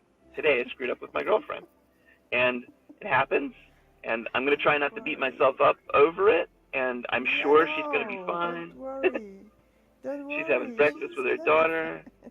Yeah, I'm really not worried. But I know that in the past, I would have been super worried, and I definitely it would have ruined my day. But today, it won't ruin my day, and I know she's just fine. And the great thing is that she's with her daughter. Like right now, that is a huge blessing, and she should be focused on that. So it's probably all for the good. Yeah, it is. Don't worry.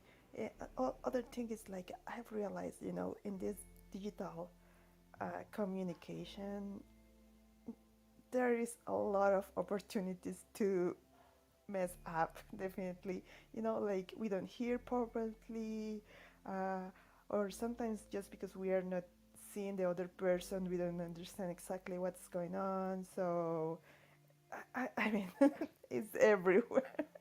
It's everywhere. Yeah. It sure is. Yes, don't worry about that. I'm sure you guys will talk, and it will just be good. Yeah, I I wanted to ask you, like, do you still have a few minutes? Or you need to go? I sure do. No, I've got all the time in the world. I've got a good 30 minutes before I get back home. So. Okay. So, do you think, like, being open to the idea, do you think, is there a way to approach the book and, its teachings from a non-believer point of view, You know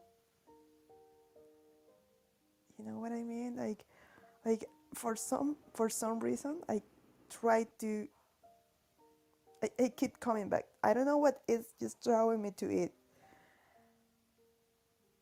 but I know so far that I don't. I don't know. Maybe it's a way that I think I God know where you're coming could be calling me, but I don't know. It's a course of Okay. miracles after all. I think I get what you're saying, actually, because I actually had but before I even realized what an atheist or an agnostic or a believer was, I had a hard time just getting my head wrapped around the concept of what God could be, right?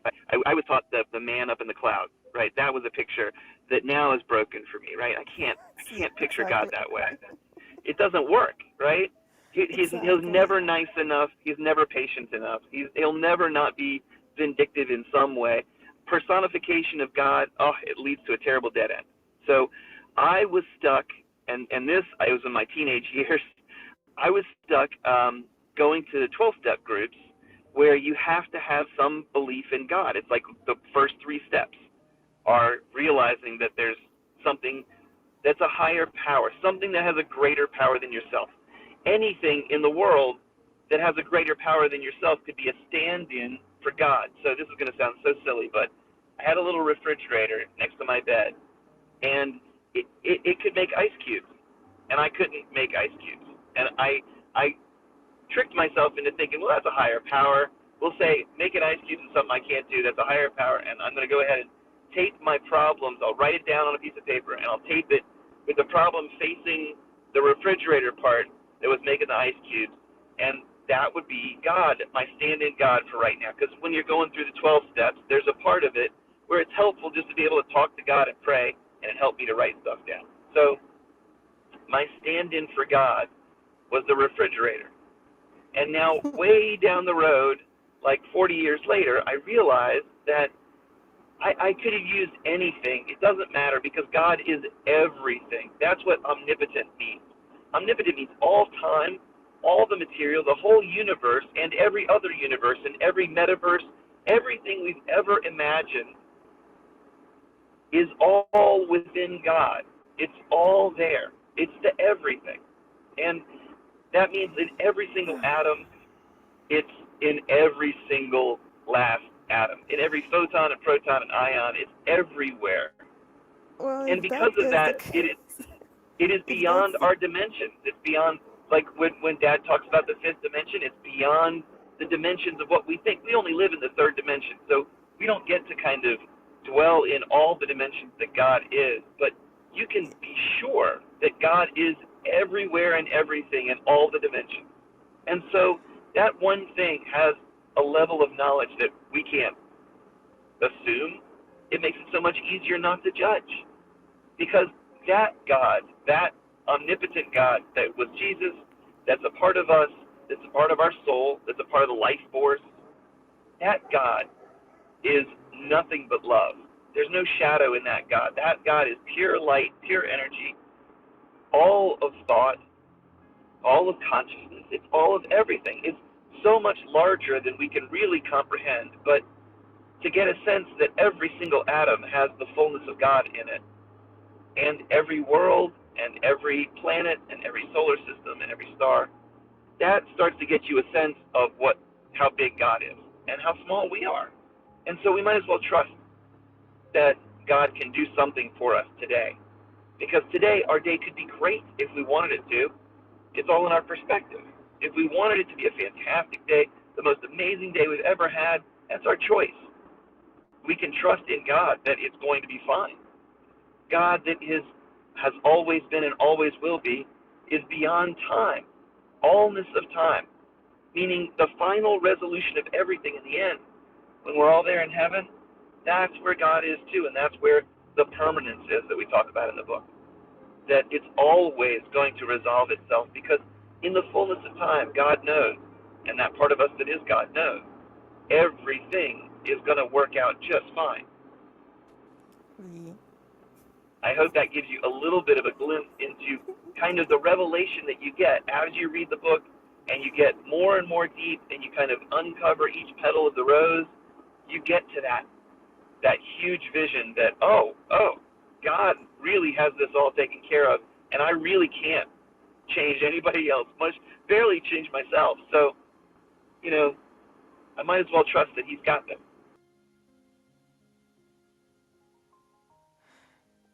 yeah, no, it didn't. It didn't help. Um, Yeah, it's like lots I of feel paths like up the mountain. I'm just so blind to many things, you know, like when you are not a believer, it's just hard to, I don't know. Well, It's I mean, just it took me difficult. years. It took me years worth of using that little refrigerator. Like Yeah. I had to kind of pray to that, and then And that didn't work for long. I tried a whole bunch of different things to stand in for God. I went and studied different religions and I tried different things. And I only really got this sense of God in after I had tried and failed and tried and failed again. And I guess, yeah, go ahead. Yeah. Something that I really pay attention is when the lesson talks about the ego, because I recognize that's a huge thing that is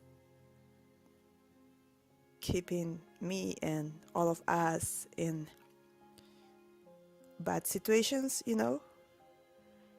So I think when the courses speak about the ego, it's just like my call, and then maybe I don't understand all the reference you guys do, about the Bible sometimes, because I never studied that, Yeah, there's a lot. and think, yeah, and and then It's trying to totally understand optional for English, this, like, though. what's those, like making sense of everything. So it's a huge thing to me, but still, like, there, like, it's something powerful calling me.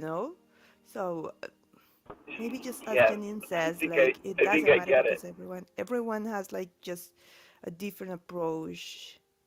And yeah, but my approach is definitely comes from a non-believing point of view, just trying to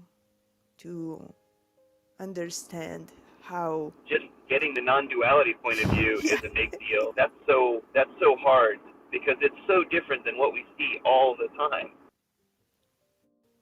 it is, yes.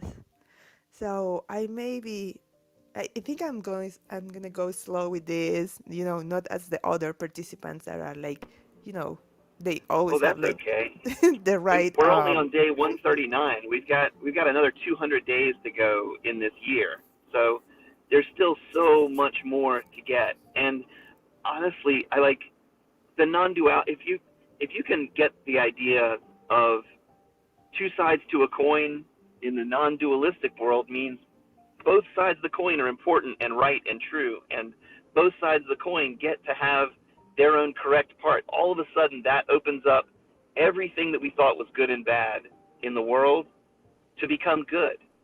It's amazing that that perspective alone can fix every fight you've ever been in with your lover. Like, that's kind of one of the secrets that I screwed up this morning. And I didn't do it on purpose or consciously, but I can look back and think, oh my gosh, I was blind in a couple of different areas in the moment. And if I'd slowed down and just been more patient, and that's always one of my learning lessons, I could be sure that I always need to slow down and be more patient, maybe read it a little slower, maybe do something one thing at a time. But um, but life gets better for me when I do that. The quality goes up in my life a ton when I slow down. I get to see the trees, I get to smell the flowers, and that's what I really want out of life. It's a shame that I have to run my kids to school and back and drive along the highway at 70 miles an hour, because I'd prefer to be on my bicycle. And, you know, taking it a little bit slower makes it a lot better. There's so many layers to this. I don't want you to feel like you have to know it right away, because it really comes with the fullness of time. And that's what we're here for. We got nothing but time. If you're sitting around and you're not doing anything, this book has plenty of little tiny lessons that it'll teach you. But sitting and doing nothing is totally fine and really in line with this. If you could do nothing but sit and relax and study this for nothing else to do, Lee, it's a great place Lee, to put your focus. Today Lee, is Lee. one little bit. Yeah. Oh, I got a bad signal. Oh, It might be mine. yeah. I didn't know if it was my signal or yours. Yeah. It's mine. I got a red warning over here. So, am I back now? Yes, you are. Oh, thank you. Well, I don't know when you lost me, but um, I think I think I understand where you're coming from. The idea of this course for non-believers is a really fascinating idea, and if if there was a way that I could say might be the equivalent of that, it might be like the 12-step programs. They are a really simple way. If you have any kind of addiction or have been around anybody with an addiction, you can use the 12-step groups. Like anybody who's been in love with an alcoholic, like me, or anybody who's been an alcoholic, like my mom, an overeater, like my dad. Like there's an anonymous group for anybody. But those 12 steps are magic. Those 12 steps create a believer out of you because they're 1 through 12, and by the end, the 12th one is promising that you'll have a spiritual awakening. And that's the spiritual awakening is literally the vision that I was talking about earlier. That spiritual awakening is part of the 12 steps that happens. If you do 12 steps, you will get that 12th step, that vision of God and how God really has your back. Like the footsteps of the sand poem, where you look back and there's one set of footsteps and it's because you're piggyback on top of Jesus. Like literally, he's carrying you on your back. That's the footsteps of the sand poem. I can't remember the poem, but you know what I'm talking about, right? Do you? Lena, did I have that footsteps in Espanol? No. Oh man. Well, maybe we have, but I just never been in a. When I was growing up, there was this poem. It was like in a picture in everybody's house. Everybody's house had this footsteps in the sand poem, and there's a picture of one set of footsteps in the sand, and the whole poem was about Jesus carrying you on his back through the toughest times. And Oh, when I you look think I back, have there's only heard one that. step. Yeah. Oh, I thank think I goodness. have heard that. Like, yeah, the like walking in a beach or something. Yeah, like walking on a beach, Yeah, I exactly. have And heard you're that. like, Yeah. there's 2 footsteps, and times got hard, and you feel like you're all alone, and you're looking back, and there's one set of footsteps, and it's because life is so hard, and then you have some kind of thing happen that's like miraculous, something that happens that helps you realize you're not alone, and that man, you thought you were taking care of business, but maybe you weren't, and you realize, oh my God, I'm riding on Jesus' back, piggyback. That was my simplistic 8-year-old view. Yeah, because we non-believers always tend to say like, yeah, of course. Let me out. Like it's not taking care of me. And then, okay. Yeah. Uh, Exactly. And so the analogy in real life is at some point life is going to kick your ass so much that you're going to hit a rock bottom. And the people that crawl into the 12-step groups, or at least used to at the beginning, they were so strung out, they'd tried everything, and everything broke, and their whole world went to hell. And they didn't have a place to live, and their family was a wreck, and they had wrecked everything. And so this 12-step group was the idea behind it was it had to be so simplistic that a real terrible alcoholic, a drunk, a person who had, wasted 50 years of their lives, they could come here and get a sense of what God could do and get a sense of how to put their lives back together. And the 12 steps is all about getting through each of your character defects, trying to get rid of those. Patience, always one of my character defects that I'm always working on. And that means I'm in situations where I have to be a little bit more patient. One day I will have learned my lesson and healed my patience problem, and I won't need to be patient anymore. I'll just be, and it'll be good enough. yeah. So um, I'm watching a series now. I mean, I have it like in my Netflix account for I don't know many years, but I never saw it before. And it's called Lucifer. And it's kind of funny and stuff, but what I love about that is it's supposed to be like detective work, but what I really like about that is the relationships and how uh, through this series, like the character realize some things, but you start realizing things before. And it's a lot about ego and a lot about the relationship with God. And, you know, so I'm saying this because it's because at the same time I'm coming to the group. So Oh, okay. this is, I don't know, it seems like a very mundane way to have a call, you know. And it seems like it's a call for some reason, because it cannot be a casuality that I'm, doing, having this curiosity and this at the same time, and Oh, I the think it's a all the call. things. Yeah. No, it's a pull, right? It's not like you're just curious and you happen to end up here. This is, I don't know. I think there's a gateway here, and I would really love to kind of, I don't know, figure out a way to do what you're talking about. It's a great idea. Yeah.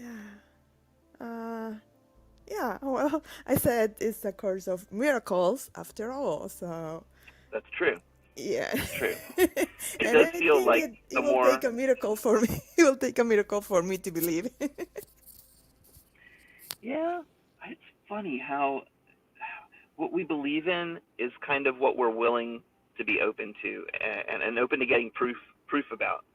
And if we're open to getting proof about it, then we're open to see a way that could happen. I mean, it'll either unfold in that direction, or you'll see plenty of proof that nope, this isn't the path for me. There's 1,000 paths up the mountain. God's up at the top, or at least that's what we're kind of led to believe. But the metaphor of it is that no matter what path you take, pick a religion or pick a theology or pick a methodology, I guess. Like, this is a specific methodology. And you can have an awakening that puts you in direct contact with God so that you have access to everything God is. Yeah. Yeah. Yeah. Well, I'll talk to Adriana and to see, and will keep coming back. Like every time when you guys, because you guys are ahead of me in time, so when I wake up, it's like you are always ahead, and on the lesson. So I'm trying to catch up. So Yeah. I will keep coming. When she goes back to Mexico, where she's at now, she's an hour behind me. It makes it pretty early. It's like 5:30 in the morning. What time is it for you? Yeah, now it's gonna be 8 a.m. Yeah. So I'm almost at 9. An early morning for sure. And I don't know, maybe towards the end we can. Well, you know what? It's going. The start of it is pretty good, and usually we kind of wrap up by about 8:30. So I guess today we're running a little bit long, but we're having a good time, and we're healing here in Clubhouse just to kind of meet people and have a good time. And the idea of kind of rubbing elbows with people all around the world gives us more ideas to work with. So I think it's all Yeah. good. I find that interacting with people from other places is just so, um, and even the word now is, it empowers you a lot. Let you help and see other point of view, and it's just enriching. That's the word I was looking for. Yeah. So um, Sure. maybe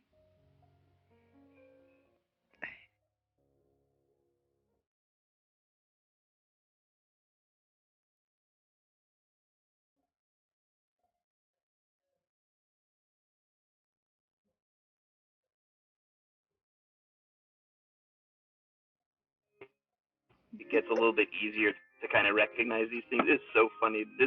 One of the slogans of the AA groups and 12-step groups and stuff, is that literally as we go through life, more opportunities to learn this stuff presents itself.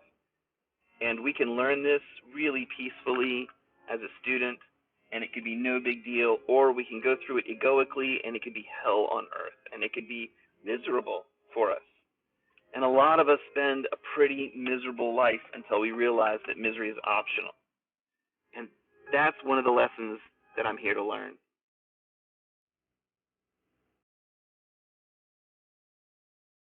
If you're not miserable, you may not need God yet.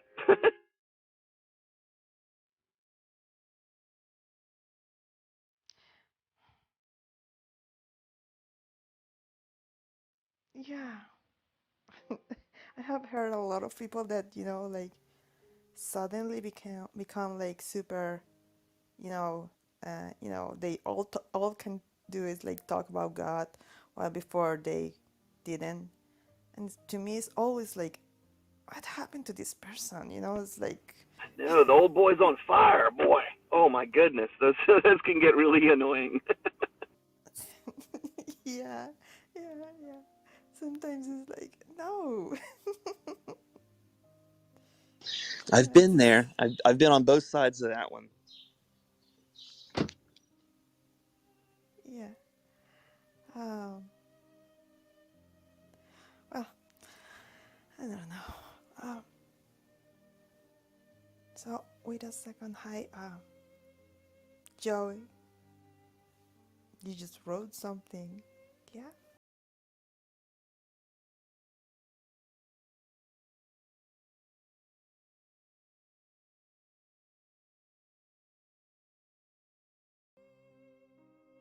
Fine, Yeah. but Yeah, it's okay. when I run this thing in the morning, I set my other user up to play music, and it streams. And so I literally right now am streaming out my empty room, which Okay, this is why you wanted to come back to find it, to find to come back home to that's do right. something with. Oh, okay. That's right. So I've got my keys. I'm getting out of my car. I'm gonna go upstairs, and I'll be able to shut all this stuff off.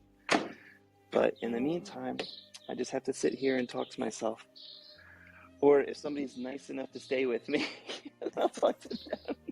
So thanks for hanging out with me. You're literally hanging out with me while I'm headed back home, because I was trying to get the full stream of what my dad and Tom talk about in the morning. And sometimes I miss the meditation if I don't get into school.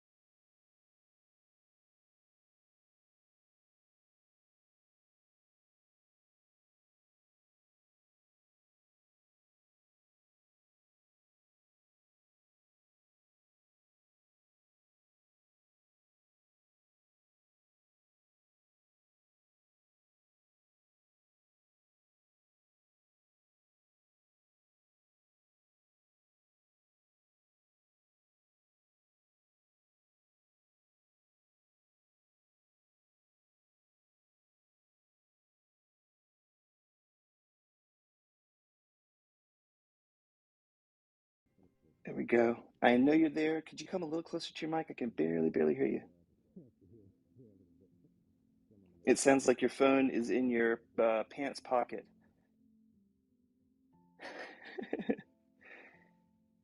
Oh, look at that. We got Joe and Joseph. My middle name is Joseph, actually. So, oh, come a little bit closer.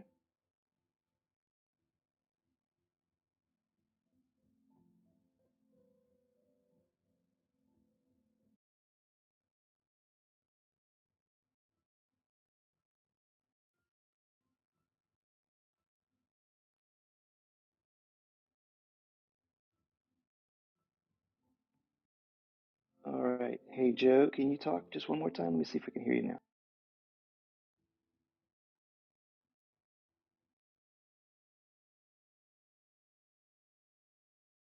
All right. I've got the music on just to get my level here. But Joe, you should be able to hear me. If you can hear me, I can't hear you, though. Might be because you're on mute.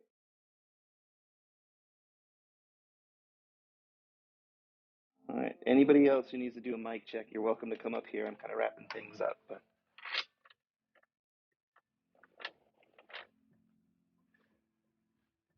killing all this.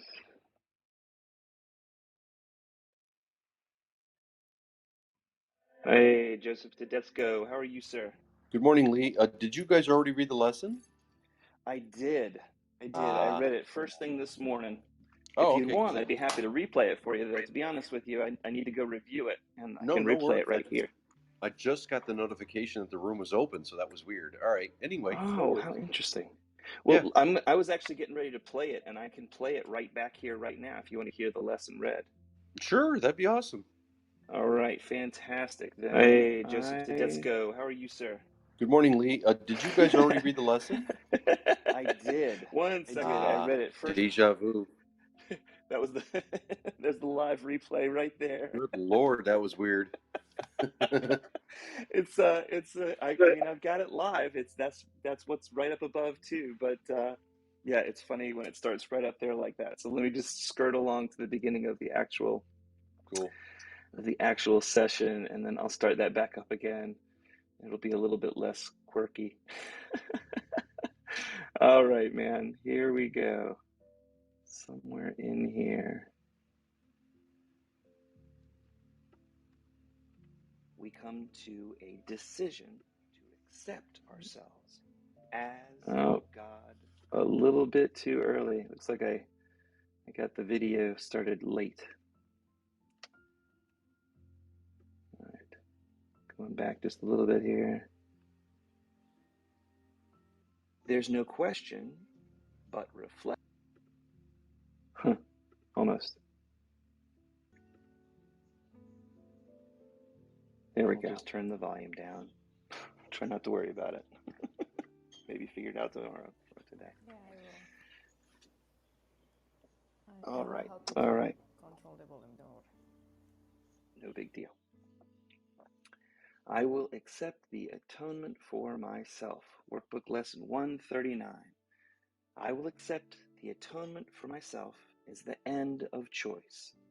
When we accept the atonement for ourselves, we come to a decision to accept ourselves as God created us.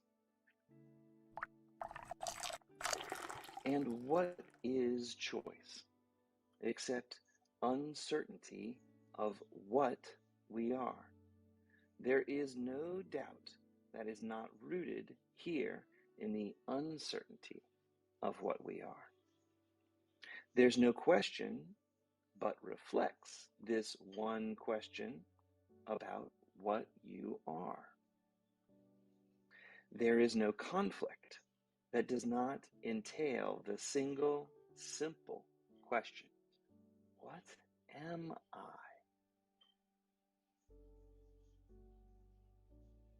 I am pausing for 1 minute. That is what I am. There we go. Lost my clubhouse people in the view. Let's get you guys back in here. All right, now it's looking great.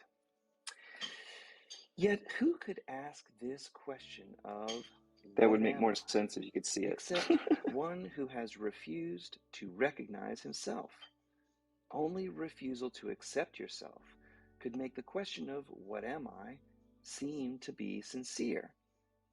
The only thing that can be surely known by any living thing is what it is. From this one point of certainty of what it is, it looks on other things as certain as itself. Uncertainty about what you must be is self-deception on a scale so vast, the magnitude of the self-deception can hardly be conceived. To be alive and not know yourself is to believe that you are really dead. For what is life except to be yourself? And what but you could be alive instead? Who's the doubter? What is it that he doubts? Whom does he question? Who can answer him who claims he does not know himself? He who claims he does not know himself merely states that he is not himself, and therefore, being something else, becomes a questioner of what that something else is. Yet he who claims he does not know himself could never be alive at all, unless he knew the answer of who he was. If he asks as if he does not know who he is, it merely shows that he does not want to be the thing that he is. He has accepted the thing he is because he lives. He has judged against what he is and denied the worth of being what he is, and then has decided he does not know the only certainty by which he lives. Thus, he who claims he does not know himself becomes uncertain of his life, for what his life is has been denied by him. It is for this denial of what your life is that you need atonement. Your denial of what your life is made no change in what you are, but you have split your mind into what knows the truth, your higher self, and does not know the truth, your little s self. You are yourself. There's no doubt about this, and yet you doubt you are yourself, your higher self. But you don't ask what part of you can really doubt yourself.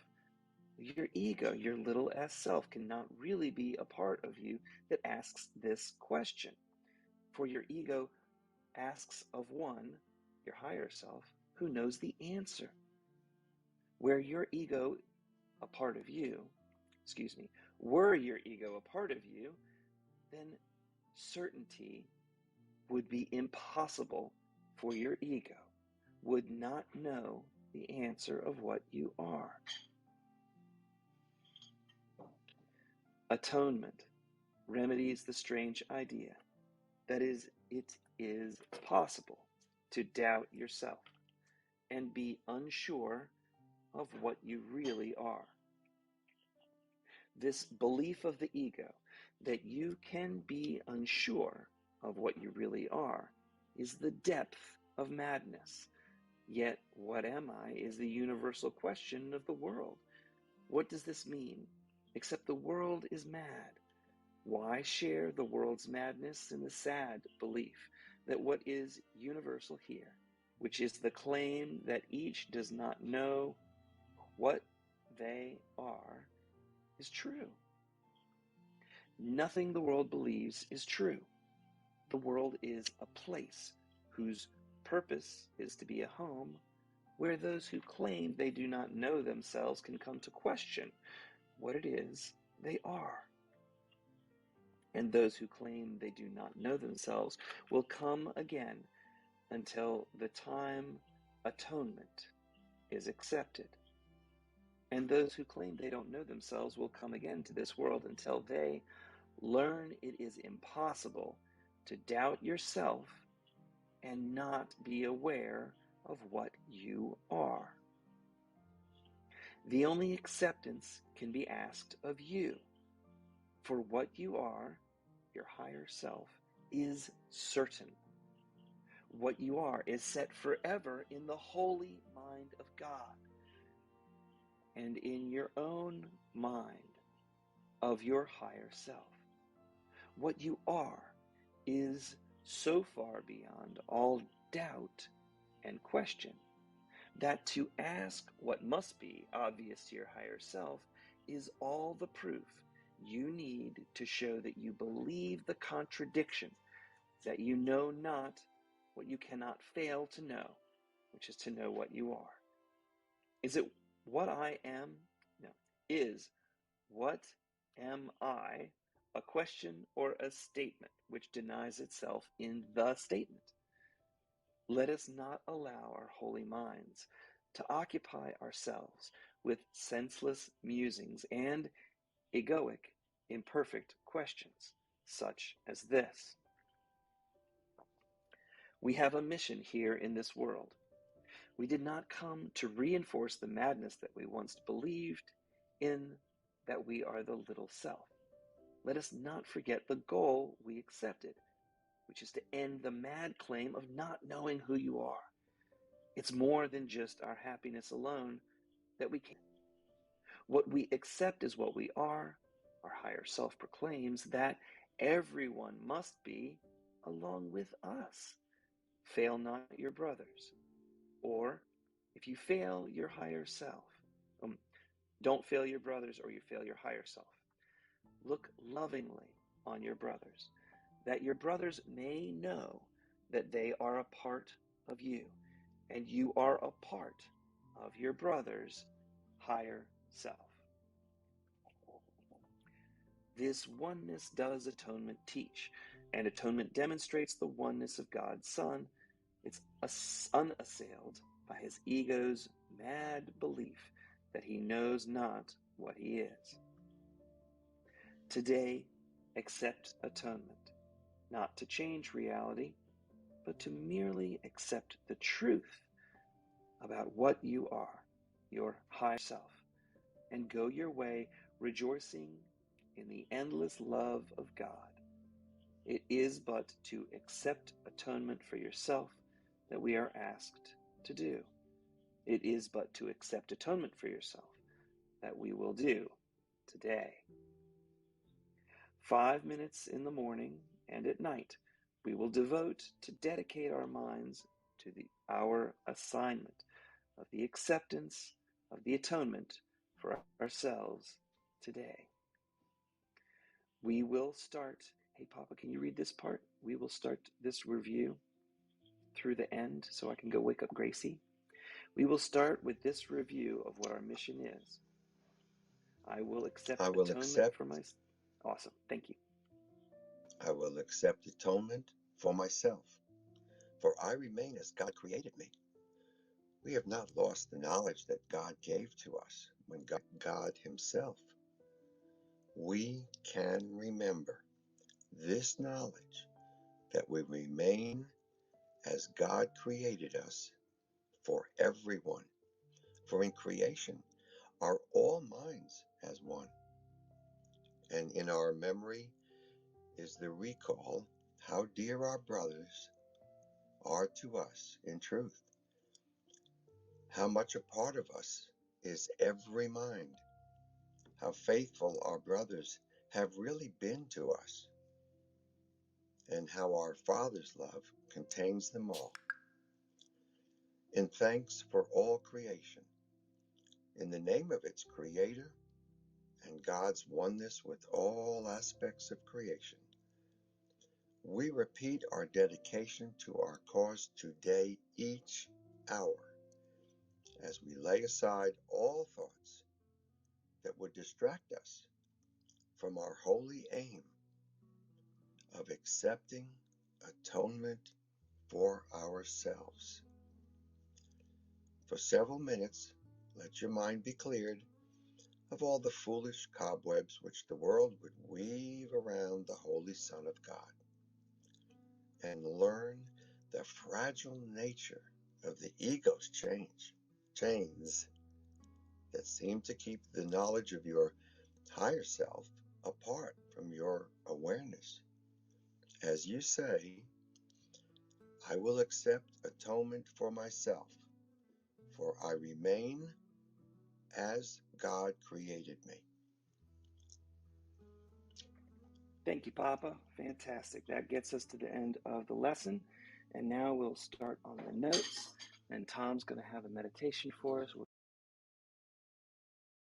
And I don't have to make you guys listen to those. You definitely can go listen to them on your own if you wish.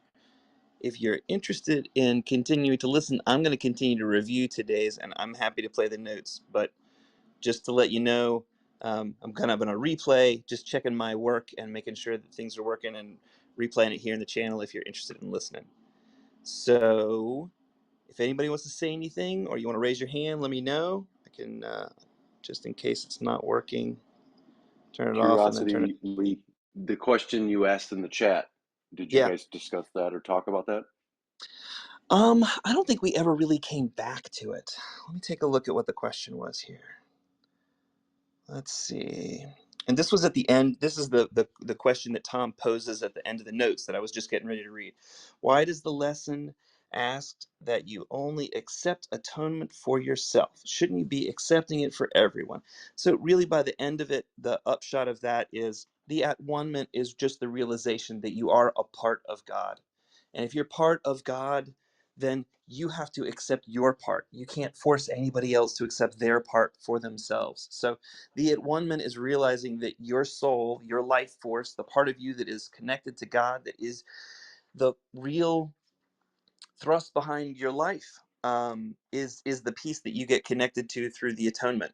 And so we kind of been talking about it and talking around it. It's really the central thing about what the whole course is about, is realizing that you're a part of God. And then that leads to kind of the revelations that are the miracles in your life. All of a sudden things start working. I'm happy to talk with you about it if you want. Cool. If there's more. I didn't know if anybody had actually touched on the question because I didn't see anybody answer to it.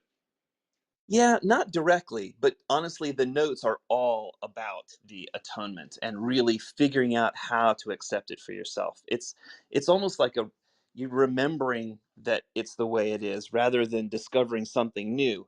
But we keep wandering around like we're trying to discover something. It's just we don't realize we've already got it all with us. It's hard to discover something that's so obvious that it's like waking up and realizing, you're a fish and you live in water and it's all around you. Right, right. Where are these? What are you referring to when you say the notes?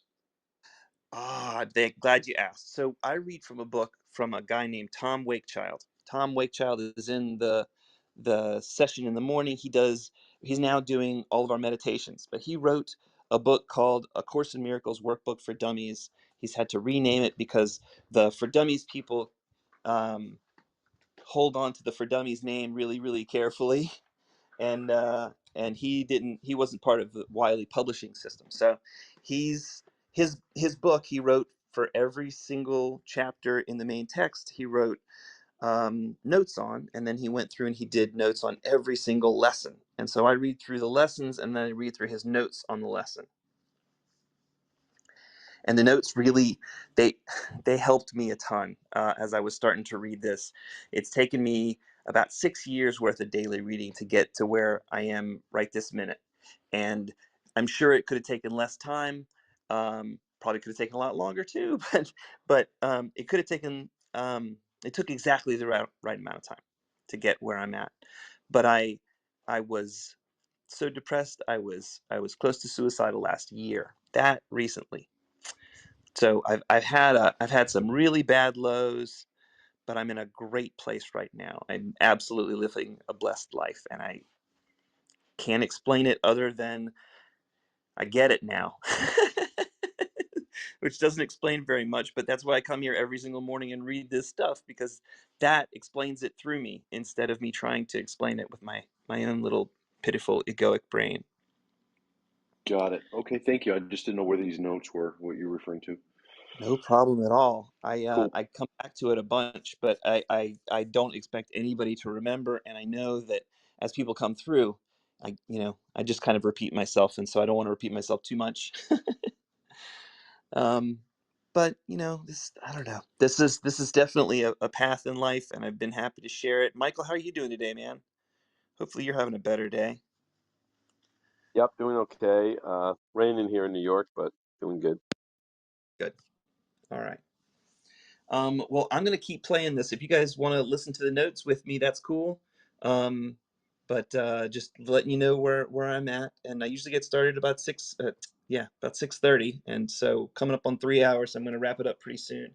Actually, All right. all the stream stuff is wrapped up. I'm just kind of doing homework right now.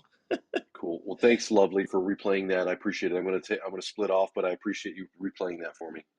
Pleasure, man. Have a great one. All right, Lee. Thank you. Bye, guys. All right, I'm going to play this a little bit more here. And have a fan-diddly-tastic day. Dad, do you want to read the notes? You want me to? Sure, I'll be happy to. Thanks. Sure. I will accept atonement for myself. The purpose of this world is to be a home for those who claim they do not know themselves. A place where the split-minded can come to question what it is they really are. As long as they continue to claim that they do not know what they are, the split-minded will continue coming here until they learn it is impossible to doubt oneself and not be aware of what you are.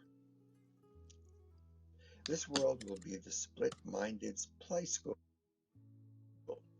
where they can pretend they are a little self until the time they remember and freely accept the truth of their higher self. This world is a place where anyone can play the game of "What am I?" in perfect safety. By playing the game, you learn what you are not so that you can remember what you are. In the real world, which is the world of knowledge, there is no uncertainty. If we were to describe our state of mind in the world of knowledge, it would be the I am state.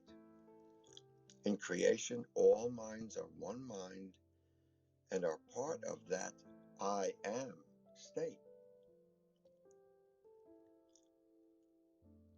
The separation is the mad idea that you could not know what you are. The world of perception was birthed out of doubt or uncertainty. Uncertainty and self-doubt about who you are would be described as the "what am I" state of mind. In time, which is in the world of perception, we seem to have choice only because we claim to be uncertain about what we are. All conflict arises out of the question of what am I? Uncertainty about what you are is a massive deception. This deception is on so large a scale that on a mass collective consciousness basis, we birth the world in which the entire planet goes around asking the question, what am I? What is life except to be yourself? It's impossible to not know and be yourself. Even when pretending, you're still you. In order to play the game of what am I within your own mind, you need to split off a part